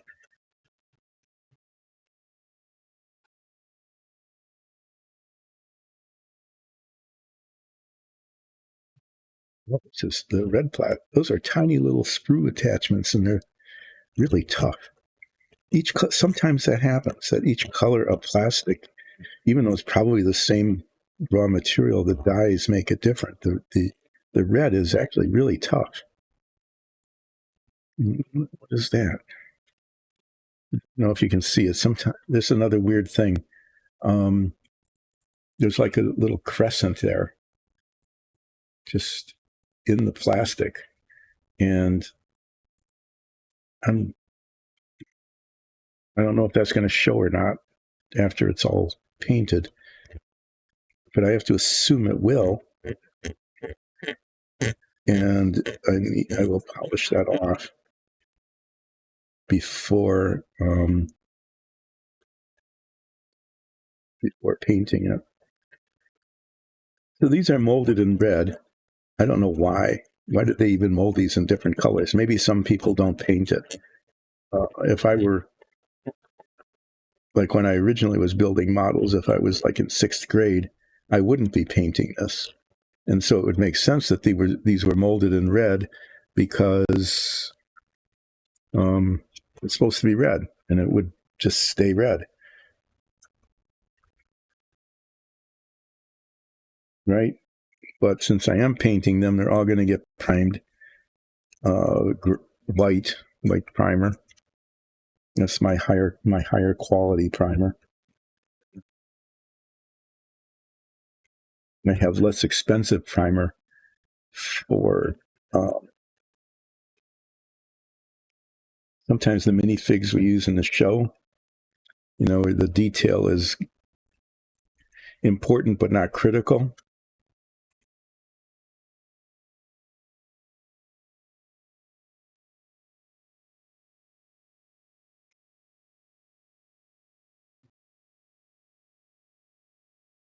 And also for dungeon tiles where there's just a huge volume, and the less expensive primer is important because a lot of it gets used.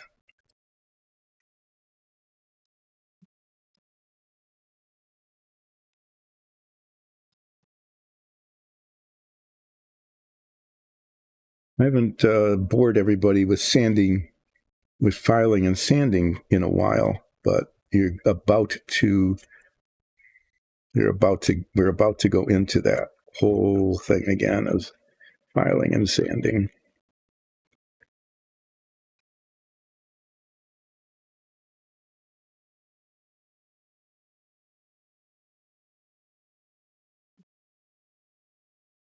Now, these bits here have specific numbers on them. And the last time that was important was on the machine gun mounts. But it's important this time so that the correct halves go together. Okay. So 3 and 6 go together and 4 and 5 go together.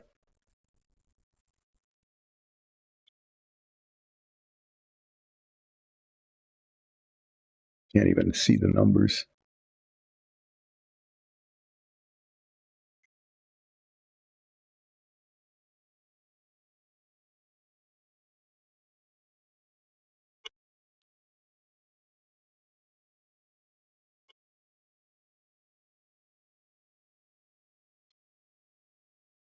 I guess that's a 3. Huh.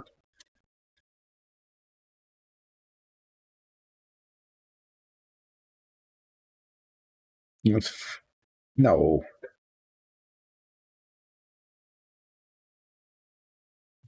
Yeah, that is a 3. What I've done in the past, and I'm going to do again this time, is get some double-sided tape or roll of tape and tape them down on a piece of cardboard.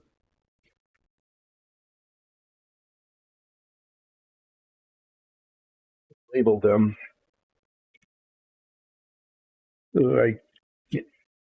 This turned out not to be that critical on the machine gun mounts, but why take a chance, right?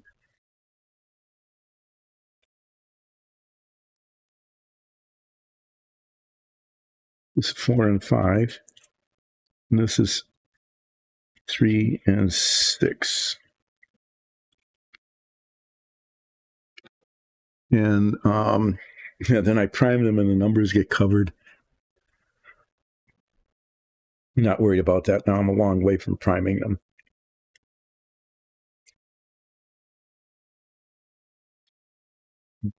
Tape. The last hour of the stream is always, the what is going to happen here kind of time.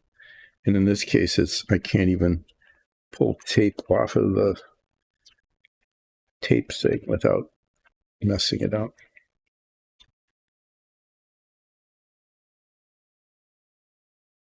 Yeah. So this is telling me that during this last hour, I need to be particularly cautious and avoid doing anything that can't be undone.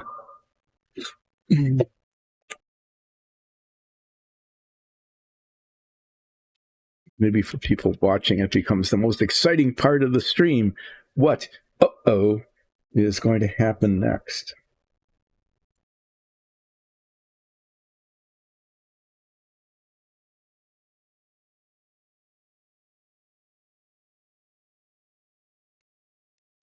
Seriously, I can't see the numbers.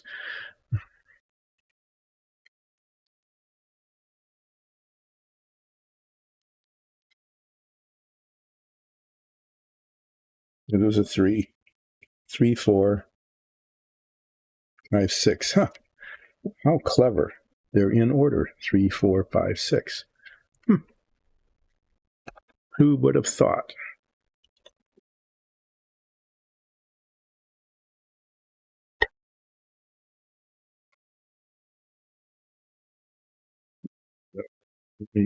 Let's all see if I can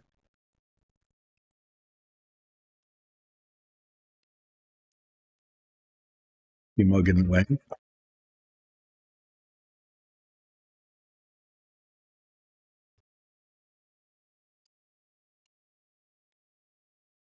Take these off and set them on the correct little piece of tape.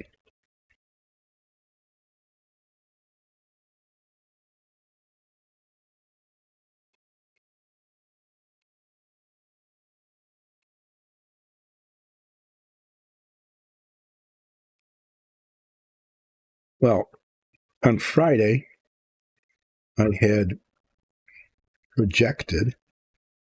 I guess I can't say I promised.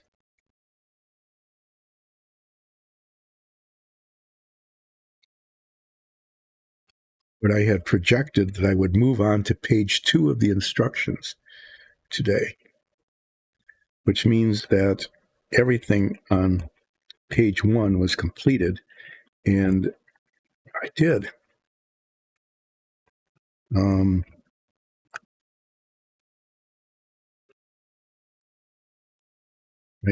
I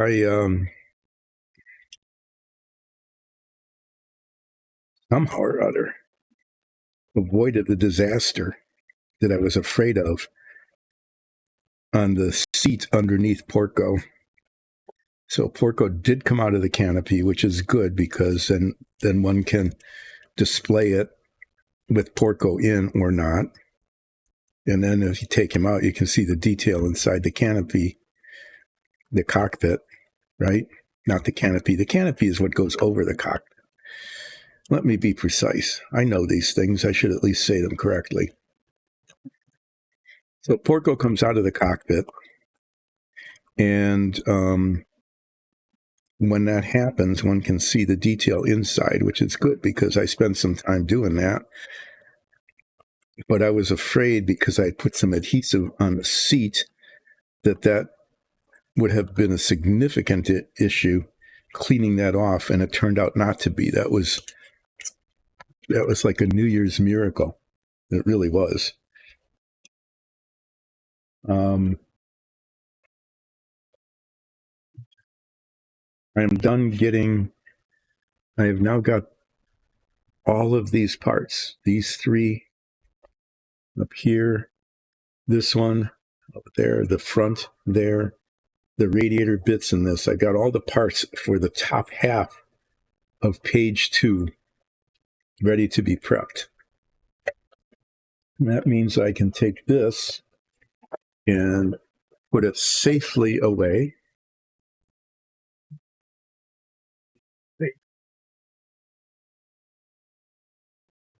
Back here and work on these bits.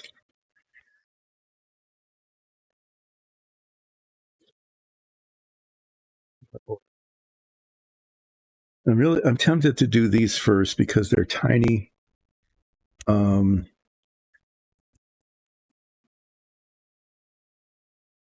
in this box. Yeah, I mean, they kind of fit in here. That's where they're going to go after they're prepped. What I have in this box is a spare bushing for the propeller, the gun sight, which is a really tiny, fragile piece. That's why I left it attached to the sprue so I wouldn't lose it.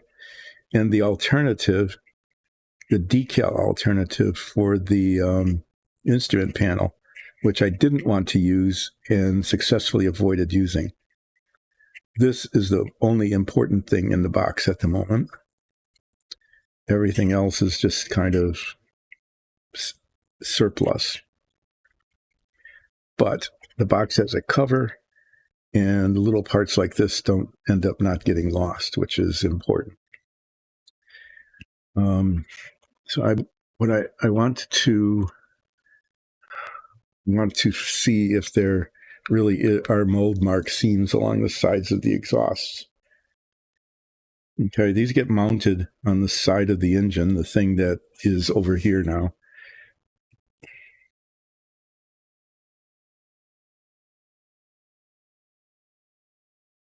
You know, it looked like there was, but there isn't.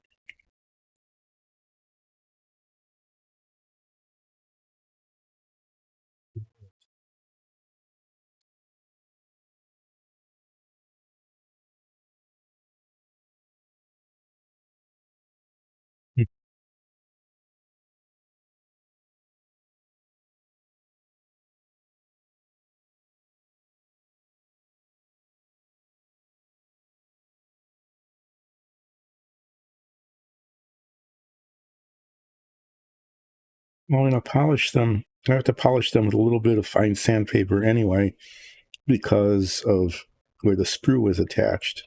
It needs to be sanded down. And then there's this little extra plastic here and here. So this is going to get polished anyway. And I think that will be adequate.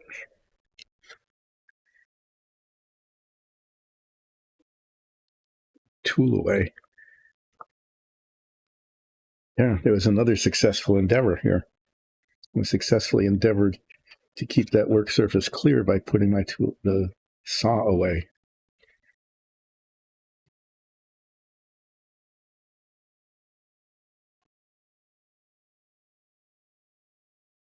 Little bits of sandpaper. I don't know why I just keep all of these little bits of sandpaper. And, you know, it's not like I don't have more. And some of these, seriously, that's just trash. This is really nice. It folds nicely. I'm going to get some more of that. This is still usable. This is definitely not. Okay.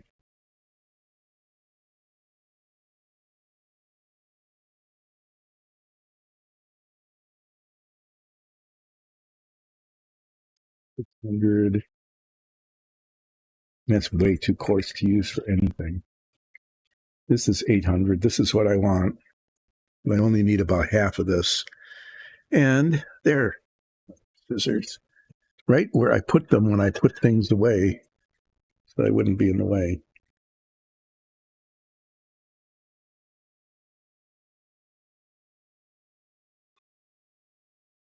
I'm going to use I'm not going to file the screw marks here.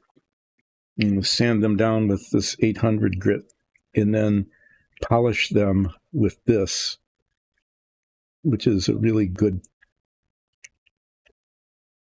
polishing emery cloth kind of stuff that seems to have lasted forever.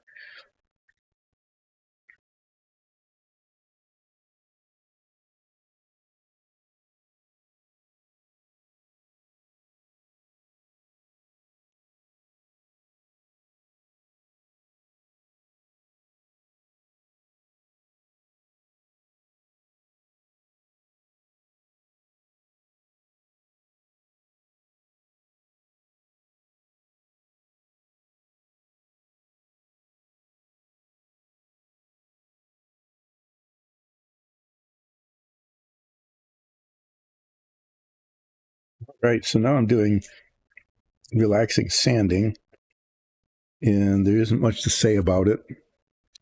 So this is where I should have a monologue topic, and I still don't. So what I can do is I can tell you about the future schedule, and then I can also talk about Dice and Dungeons and do a promo for that. Let me talk about the future schedule so I don't forget.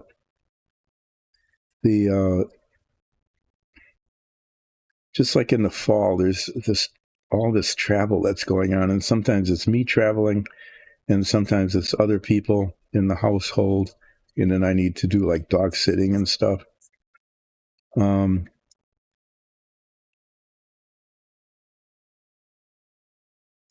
Starting Friday, this week Friday, starting this week Friday, I'm going to be doing the traveling.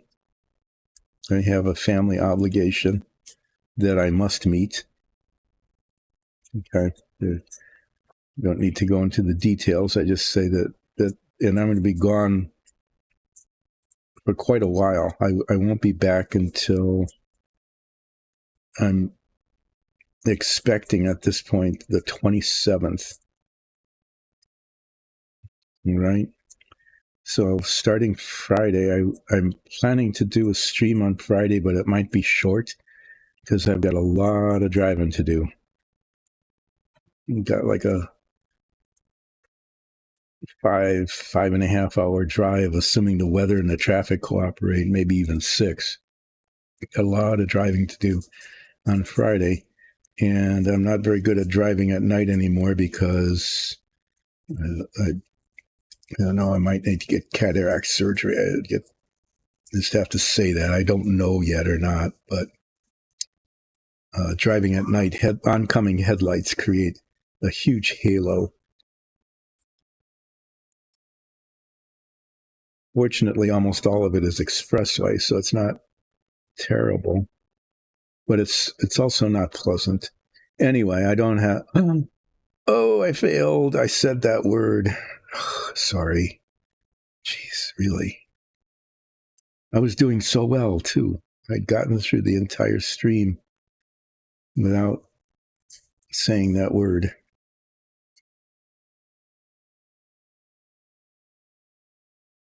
But enough about why or what I'm doing. Let's just suffice it to say that I'll be ending the stream probably early on Friday, like around noonish, maybe a little earlier, depending on how this goes. And then I won't be back until about the 27th.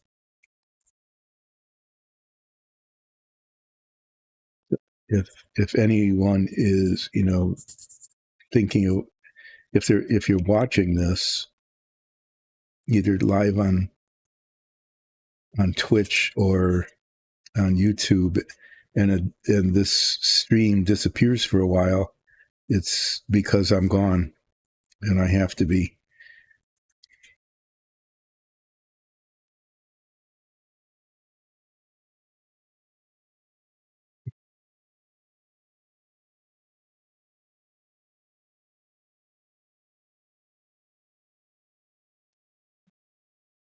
What else?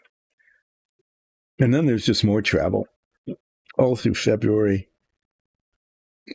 Like I'll be gone most of January. You can tell by putting together Friday, which I think is like the 10th through the 27th. So I'm gone most of January. And then I'll be doing like dog sitting most of February and March. And as we've seen before, that more often than not does not interfere with the stream.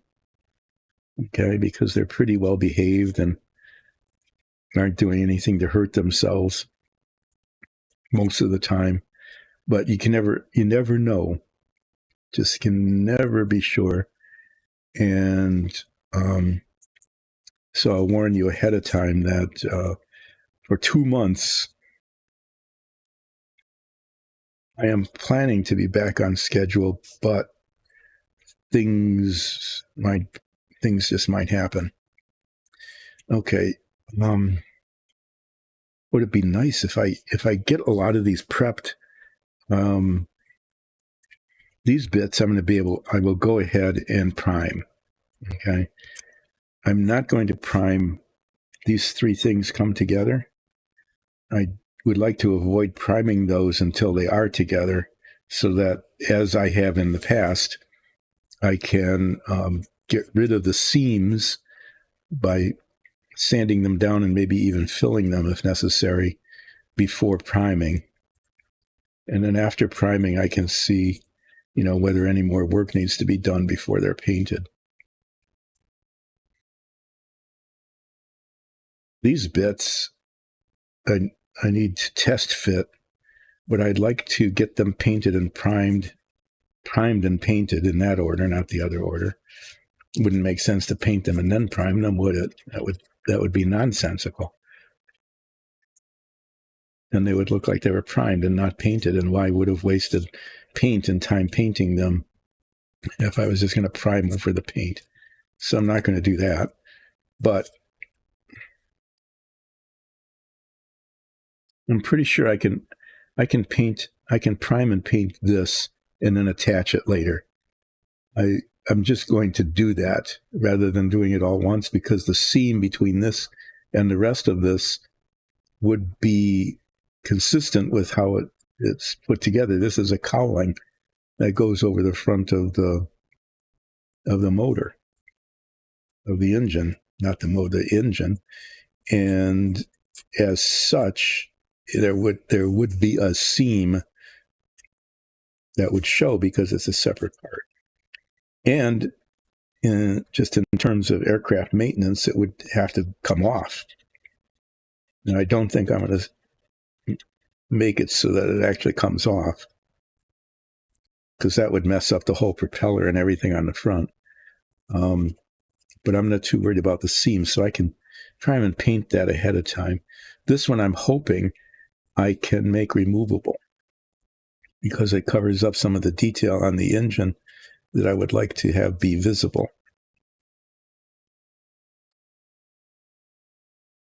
But that all depends. A lot of this depends on whether the engine can be put in after these three parts are put together.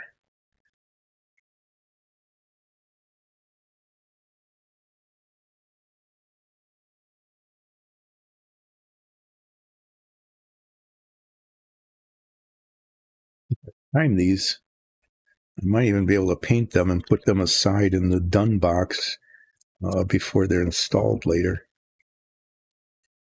These are the engine exhausts, which are supposed to be shiny, but I think I'm going to paint them. They're going to be painted metallic, but I might put a wash on them, because what they really should have, I don't know if I can do this. I don't know if I have the ability to do this. They should be sort of blued. I don't know if you've ever seen like chromed metal that's an exhaust, or like a car exhaust that's been heated. It gets this kind of blue look to it. And I wonder, I could play around with that and see if I can replicate it. Because it would, where the exhaust comes out here along the side here. Okay, 1, 2, 3 cylinders on each side. Okay, each of those. This is where the maximum heat would be on each one of those. It would be interesting to see if I could make that happen. So maybe on Wednesday, what I'll do today is just make a test patch of 2 colors of metallic.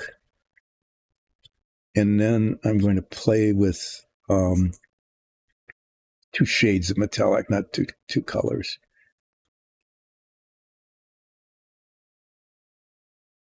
They're supposed to be 61. Is that gunmetal?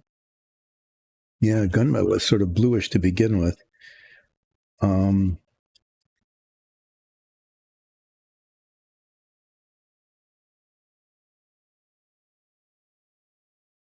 Got some gunmetal spray paint, which actually would be.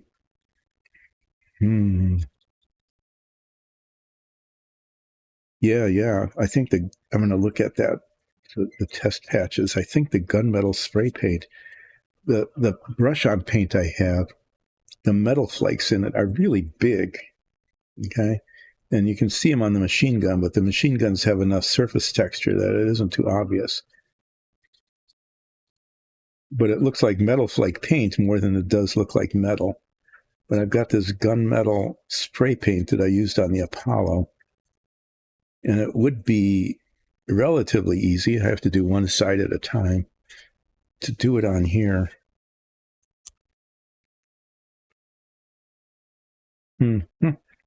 There's a thought.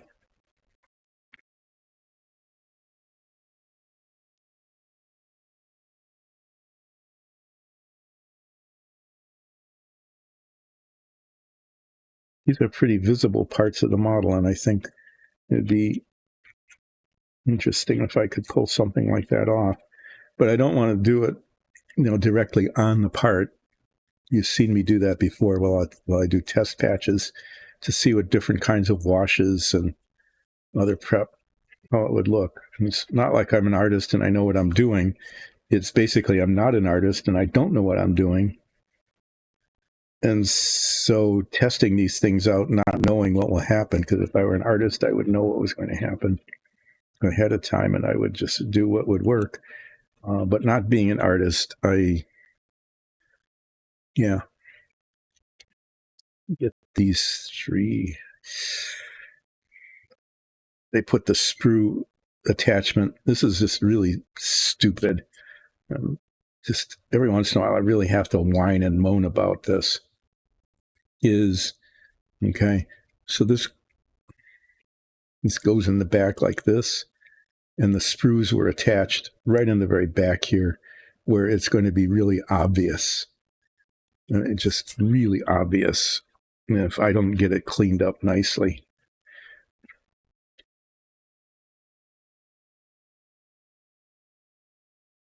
That's where breaking it off of the sprue would have been a disaster, because it would have put a divot there, okay? And if there was a divot there, then it would have to be filled in this way. Hopefully, it isn't going to be filled in. It'll be mostly invisible. Part of this is because that's where I'm going to be sanding down a seam anyway, is maybe I don't need to have this perfect because it's going to be sanded some more in the future, but I want to get rid of most of it. I don't want it to get in the way of the fit, how well it fits.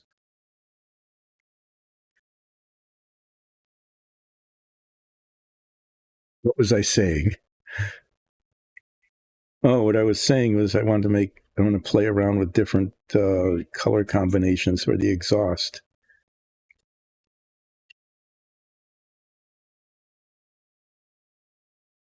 I have a big test patch already. When I was I had two shades of gunmetal spray paint that I bought for the Apollo lunar module, which was the ascent stage is painted a gunmetal color. I mean, it just was that color, and so I wanted to spray paint it because it was just too big an area to brush paint. So since I already have that,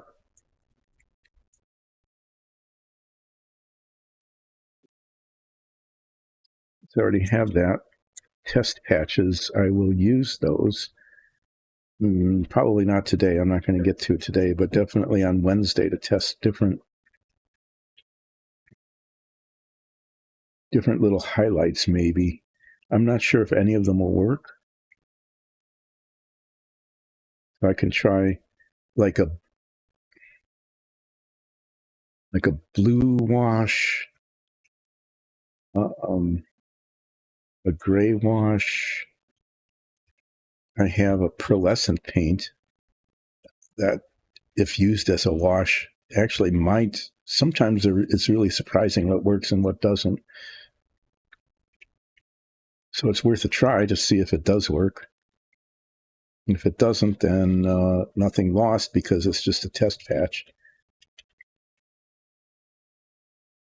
This one I do need to clean up, this side here. This is where this attaches to the front, and so it needs to be, there's the seam here that I'm going to be prepping again later. just has to be cleaned up initially like this.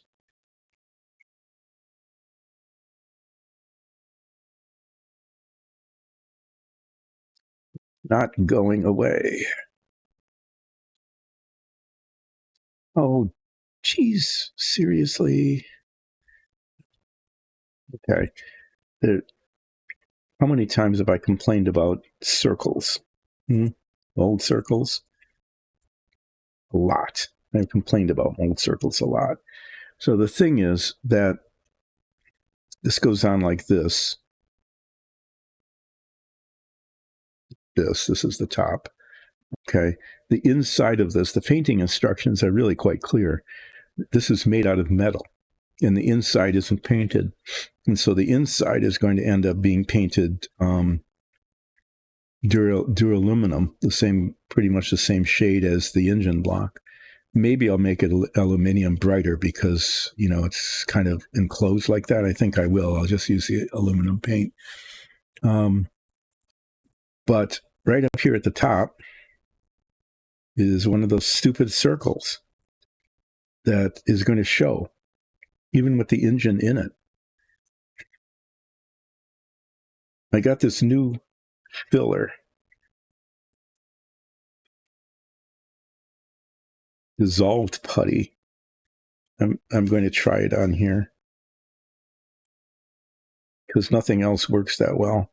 And in the test that I used, it seems to harden enough to sand down, which I need to do because it's going to be painted metallic.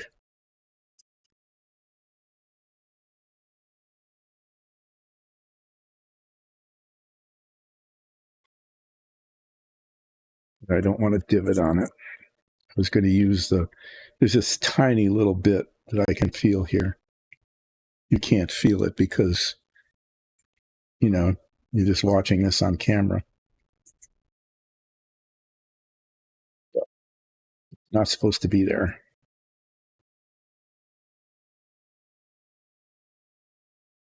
Red plastic, it really is. It's much harder than the other colors. I noticed that when I was sawing it off the sprue. And I'm definitely noticing it as I'm cleaning this up.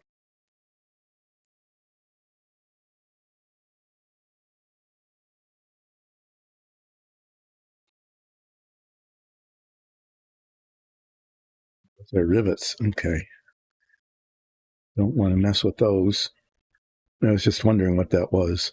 It's just raised spots, but they're rivets on it.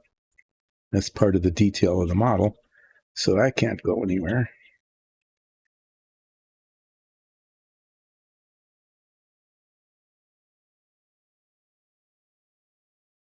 Still a little bit left.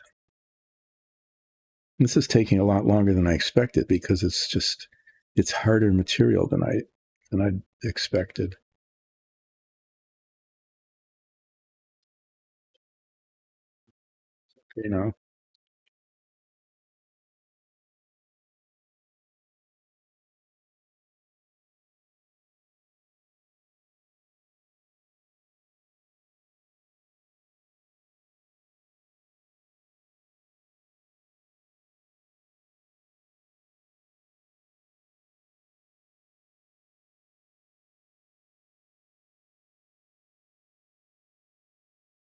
It's where it's really tempting to get impatient and like pull out the file and file this off instead of using this as it is using. Yeah, I am impatient and I am going to grab a file just to make this get a little smaller. And because it's so hard, it's just giving up very slowly. Yeah, which means that every time I'm working with red, which is going to be the rest of the model, this process of cleaning off the sprue is just going to take longer than one would expect. Certainly longer than I expected.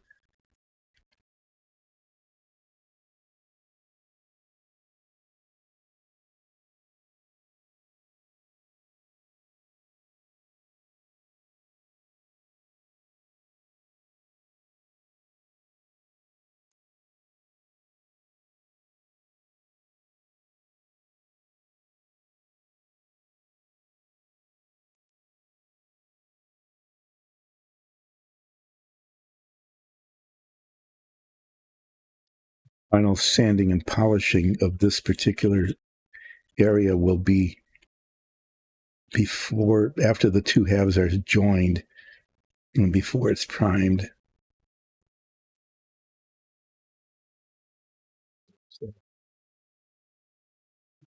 Same thing here. There isn't very much of it, but my experience has been that will take forever to take off.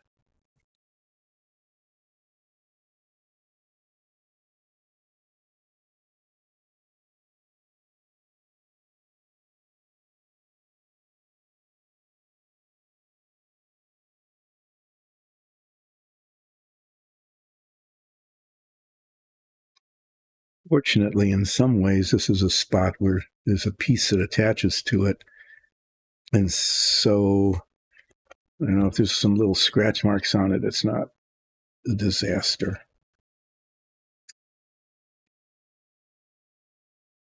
Boy, this is, I don't know why. It's so weird that the color makes such a difference in terms of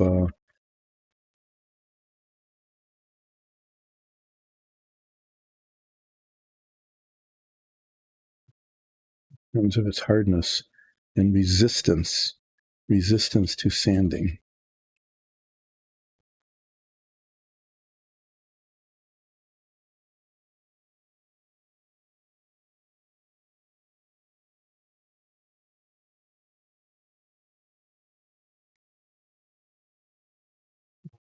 Using the file on it was helpful.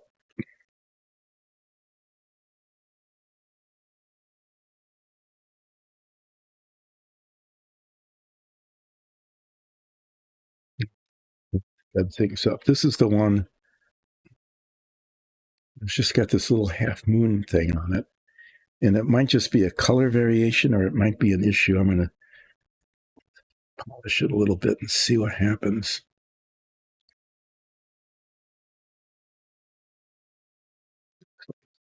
Disappearing.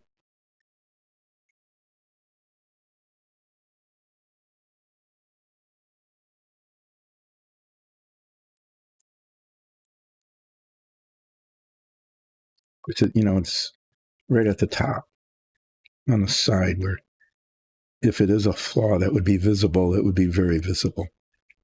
It looks like I came out. I'm going to fill these little circles in. I didn't do that yet today. Oh, wow. Okay. I still have a fair amount of time left. That's kind of a surprise. I thought it would be almost 1 o'clock already, but it's not. And we have a full complement of people in the house so that things that need to be done can get done and I don't have to be there. So I can go until 1 today. So as I'm filing this bit off, this is where the sprue is attached before I start sanding it. I want to remind everybody that Dice and Dungeons is a Dungeons and Dragons show, first and foremost.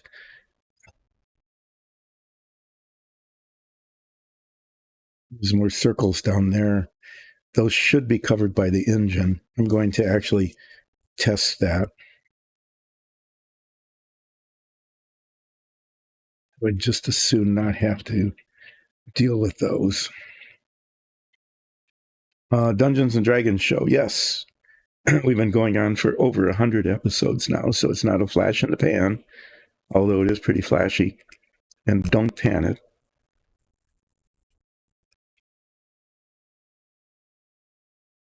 as in give it bad press.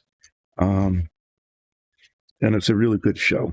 And it just really is. We do a great job. I have to say so myself, which I am, because I am saying it myself, is that it's a really good show and it's worth your while to watch it. And if you can't catch the live stream, which is on most 3 Sundays a month at 2:00 Eastern time, US time, you can catch all the old episodes, prior episodes on YouTube. So if you haven't kept up with everything that's happened to our group Midnight Brunch, or you don't even know why they're called Midnight Brunch, then I'd invite you to go onto YouTube and catch some of the other older episodes so you know what's going on and why. And then you could also, if you choose to, and that would be really great if you did, become a follower on Twitch, and you could become a sponsor on YouTube. I know that's a thing. It's a thing you could do. And that would help spread the word about Dice and Dungeons and its very amazing Dungeons and Dragons show. And that will just help it keep going, which would be a good thing too. So that's Dice and Dungeons, Dungeons and Dragons show. Please catch it. This stream, as I mentioned all the time, is a spin-off because we feature minifigs and dungeon tiles that we produce ourselves and paint here.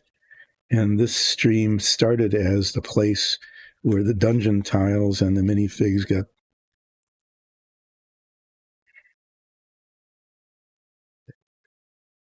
painted for the stream, for the show.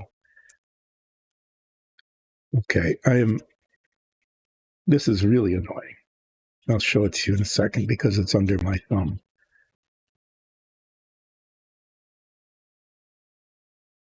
I do not know why there are these circles, why these circles keep showing up on these molded parts. They were all over the place on the Apollo model, usually in places that were obvious and needed to be sanded away or filled in. They were in really bad spots on the submarine. I mean, like in the middle of a bulkhead, right? Which did not have a circle in. Is this not disappearing? Little nub in here.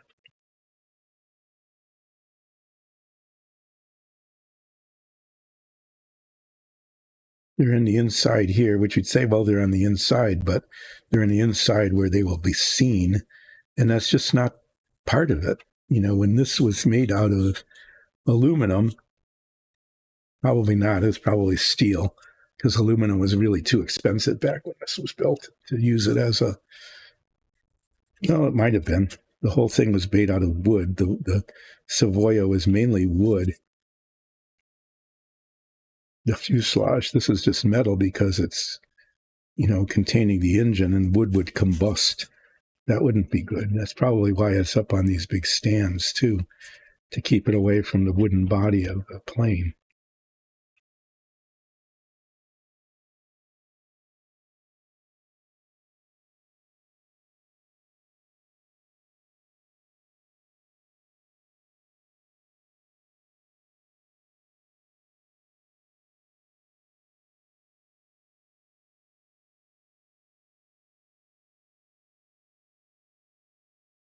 Okay. So those have to be filled in, but look at this.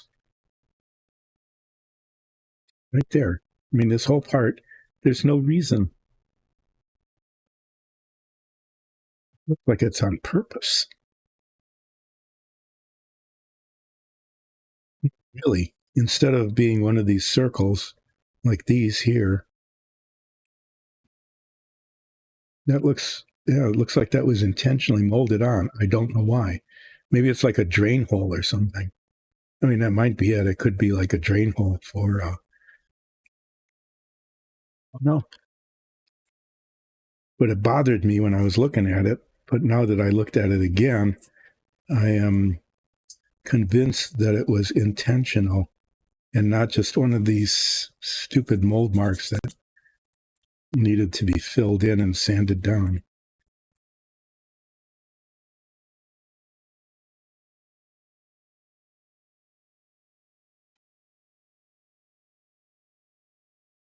Still a little visible, but I can't feel it anymore.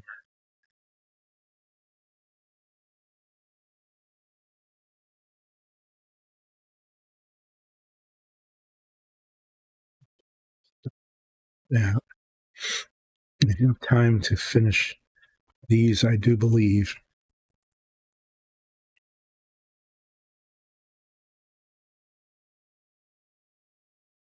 I think to get these done too, because then I could,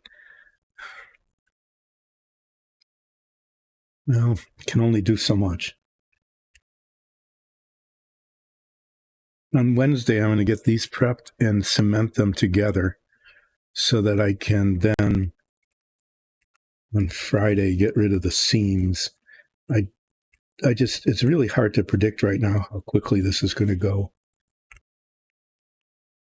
I'm hoping I can do it in some sort of, order in which it's efficient. It would have been more efficient to clean these up and cement them together today so I could clean them up on Wednesday.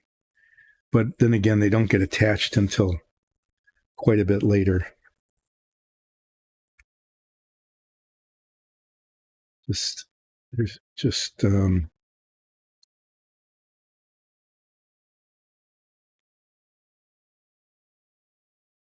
if I were going longer than 1 o'clock, I'd probably do that yet today. But I've discovered that going longer than 1 o'clock is just a bad idea.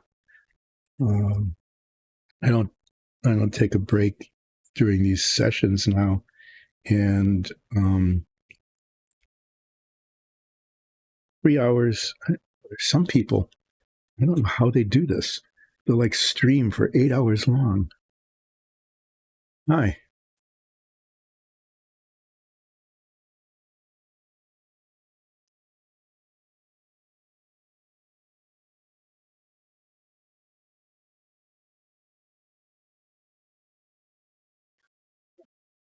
I think I told you that too, didn't I? Or at least a sequence, a sequence of short stories, because you've got so many of those going. And I'm not sure that they would all fit together into one novel, you know, uh, but it could be a collection of short stories. And I think since you spend a lot of time writing this anyway, that it makes sense. You shouldn't be confused by that. You should be complimented that your friend thought the same thing. Because you just really seem to enjoy storytelling so much. And some of your stories become more and more intricate. And that's the making of a good, not just a game, because not everything can happen in the game. But it's the making of a really good short story or novelette.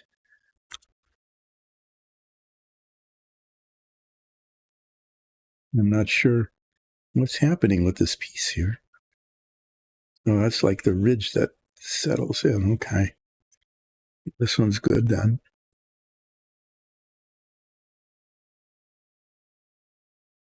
You hadn't? Oh. Yeah, I think I'm going to encourage you to do that by writing short stories, which could turn into chapters in a book, or there could just be a collection of short stories. Either way, I think it's worth looking into. It'd be a good use of your time. I think it'd be kind of fun. You're practically doing that already anyway, as you're creating your world and the characters in it. So it's kind of a short step, not much of a leap. Short step to moving on to writing stories, writing them, not just thinking about them, but actually writing the stories.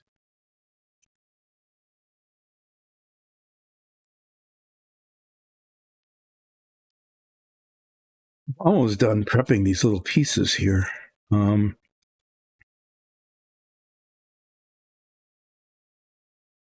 would have liked if I thought ahead a little bit further. Yeah, an anthology. That's it. That's exactly it.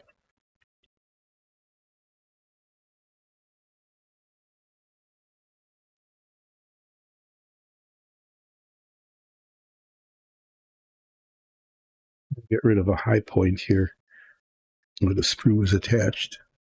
I'm going to run out of time. I'm not going to get these parts done. I wanted to prep these and cement them together. Theoretically, I could just cement them and get the sprue marks off of them when I cleaned up the seams. If I can get this done quickly, I might do that. But there's a spot there that is being recalcitrant. It is being annoying.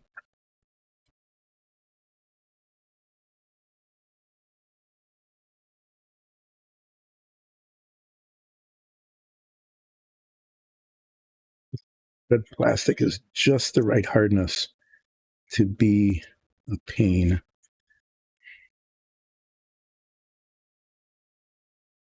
You have to be careful with this part because it appears right in the very front of the model.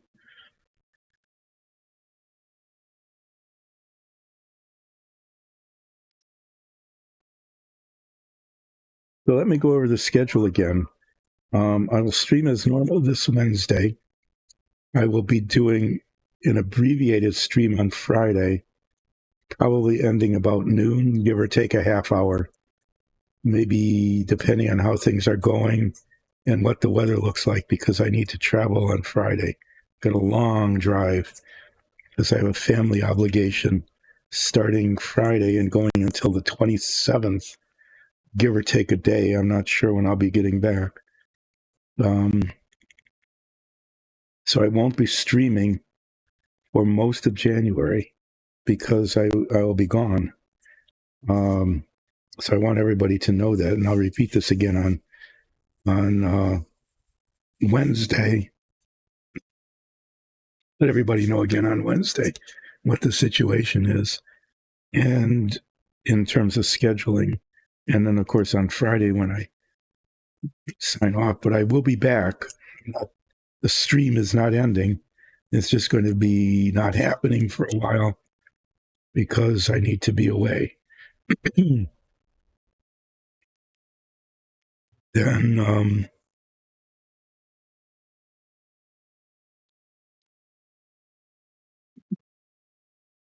it's a little bump there that is not disappearing.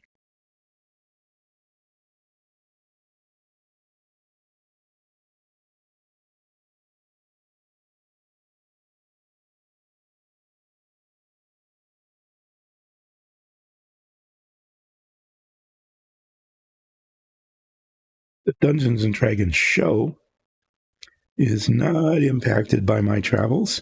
That will continue on schedule. So don't be confused by that. The main event, the Dungeons and Dragons show, is going to continue on its regular schedule. It's just this stream, this painting stream, I'm going to be away next week and the week after and some of the week after that. Okay. I'm going to fill the last bits I want to do before I finish today is I want to put the filler in these holes so that I can sand it down, hopefully sand it down successfully on Wednesday.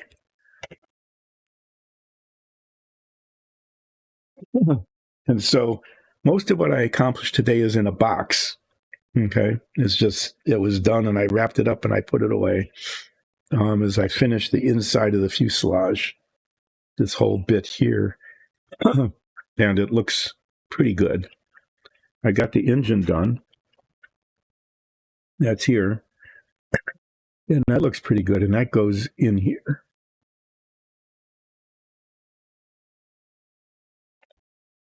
One way or the other. This, yeah. There's little slots on the bottom and little tabs here. So it goes on like that. Oh, we get them. If I get them lined up, they work.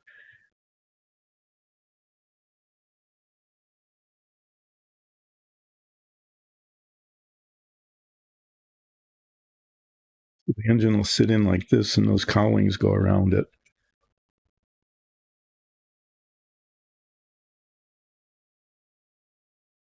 The back one doesn't fit right.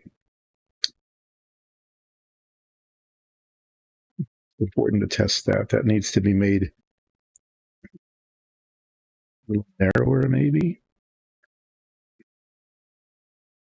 I just need to push down on it. Maybe that's okay if it grips it like that. Anyway, that's going to go on like this, but this is done, so I'm keeping it aside and covered up. Oh, that's what I wanted to see is if you could still see the circles when the engine is mounted, and the answer is yes, you can. So I need to get rid of these circles too. They're not very obvious, but they're obvious enough. I've used this before as a test, but I haven't used it on a model like this. So I'm not sure what's going to happen.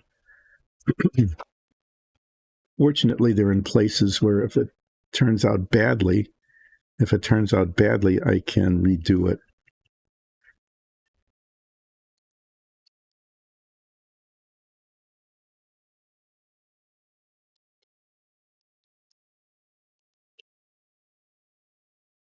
I'm not ready to prime these yet because I don't know it's going to go.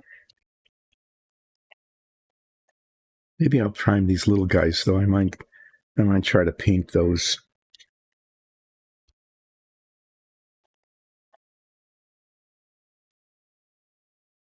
This is very, very liquid.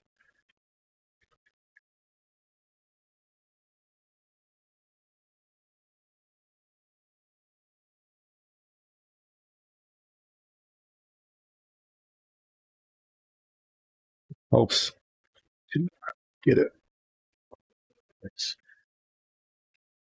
The problem with it getting there is that it just adds more to what needs to be sanded, and I don't need to be fills the spot. It's nice and circular, isn't it? That may or may not be sufficient to make the circle disappear. That's I don't know how much it shrinks.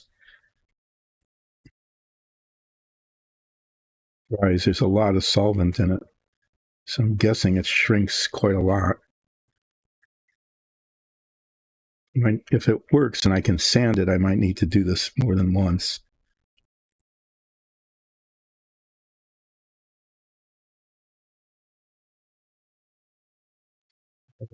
Till Wednesday, I am making the assumption, which may or may not be a correct assumption, that it will harden, cure by Wednesday and be sandable.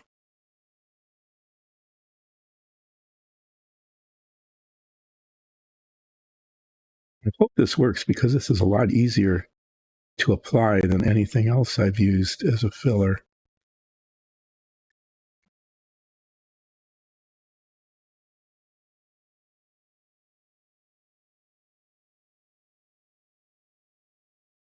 but I don't know. We'll find out if that's enough or not. And by that, I literally mean we will, because talking in plurals isn't the best thing in the world. But in this case, it's accurate in that it's either we will find out together Wednesday whether that worked or not. I'm going to put these parts in the parts tray. Move that over so people can see what's in the parts tray.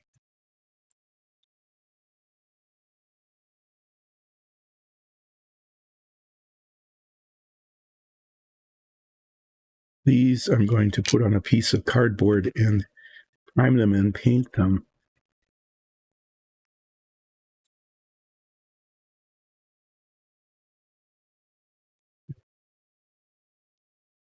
Nice making a mess of things. Jeez.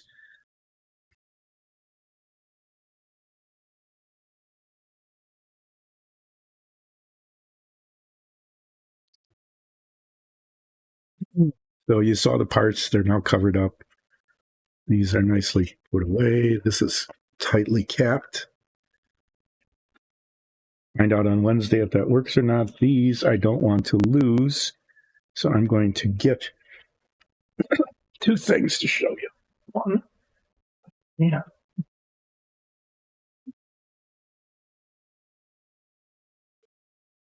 So this is the result of the gunmetal spray paint as it appears on cardboard, and as you can see, it covers really pretty well. The metal flakes in it are very small, and so it looks good.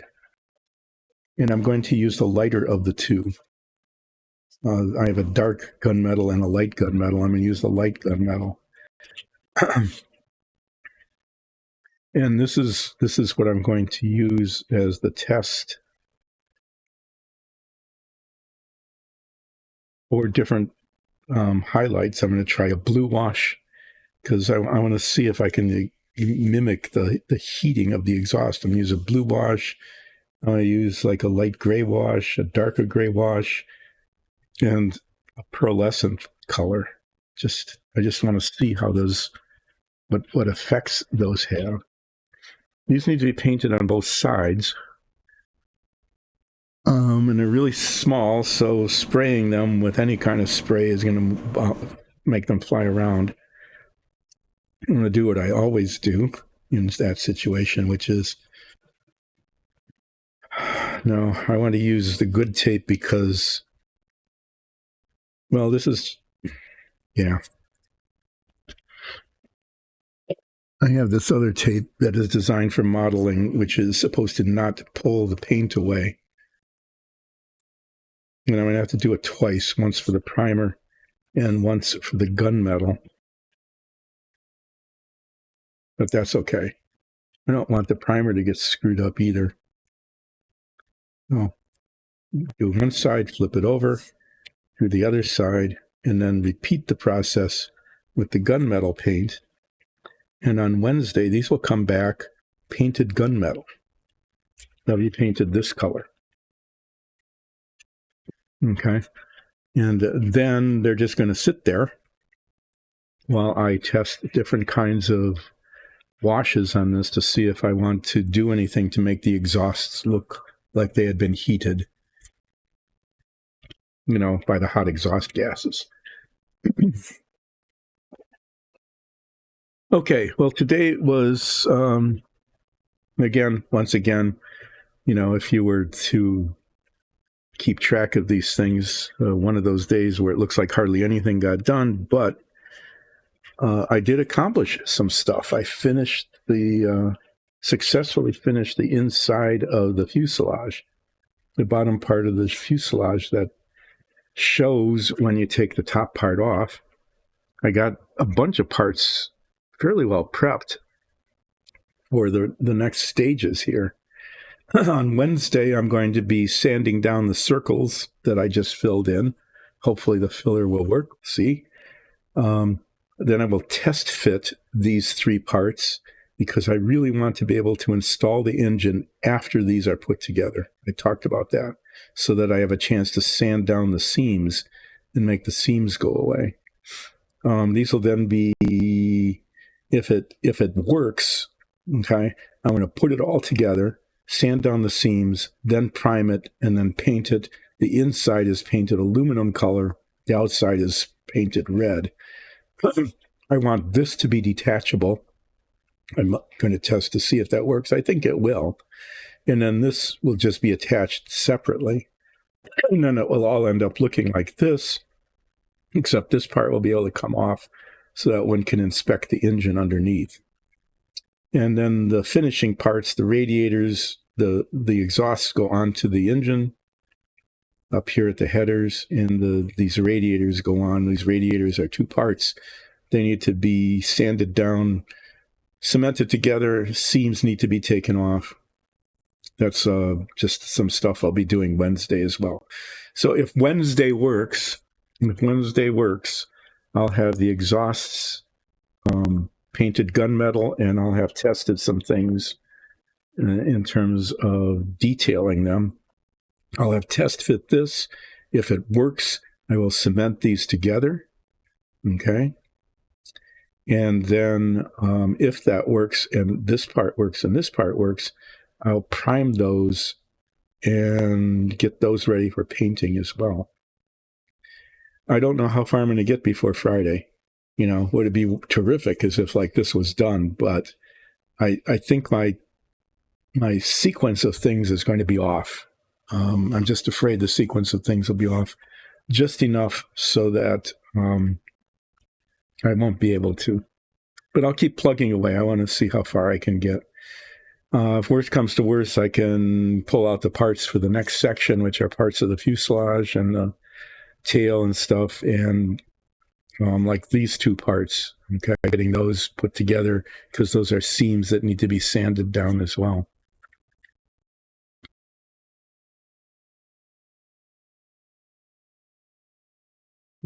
Anyway, I need to stop. My nose is dripping. I need to take a break. I'm going to leave this out as a reminder of what I'm going to be working on. And I will see you Wednesday. I'll see you Wednesday at more or less 10, making continued progress on the Savoia S.21. Thanks, everybody, for watching. Become a follower, become a sponsor. Go to Dice and Dungeons Patreon/Dice and Dungeons and become a patron. Support Dice and Dungeons in any way that you can. Tell everybody you know about it so that they can watch the streams. And thanks again. See you Wednesday.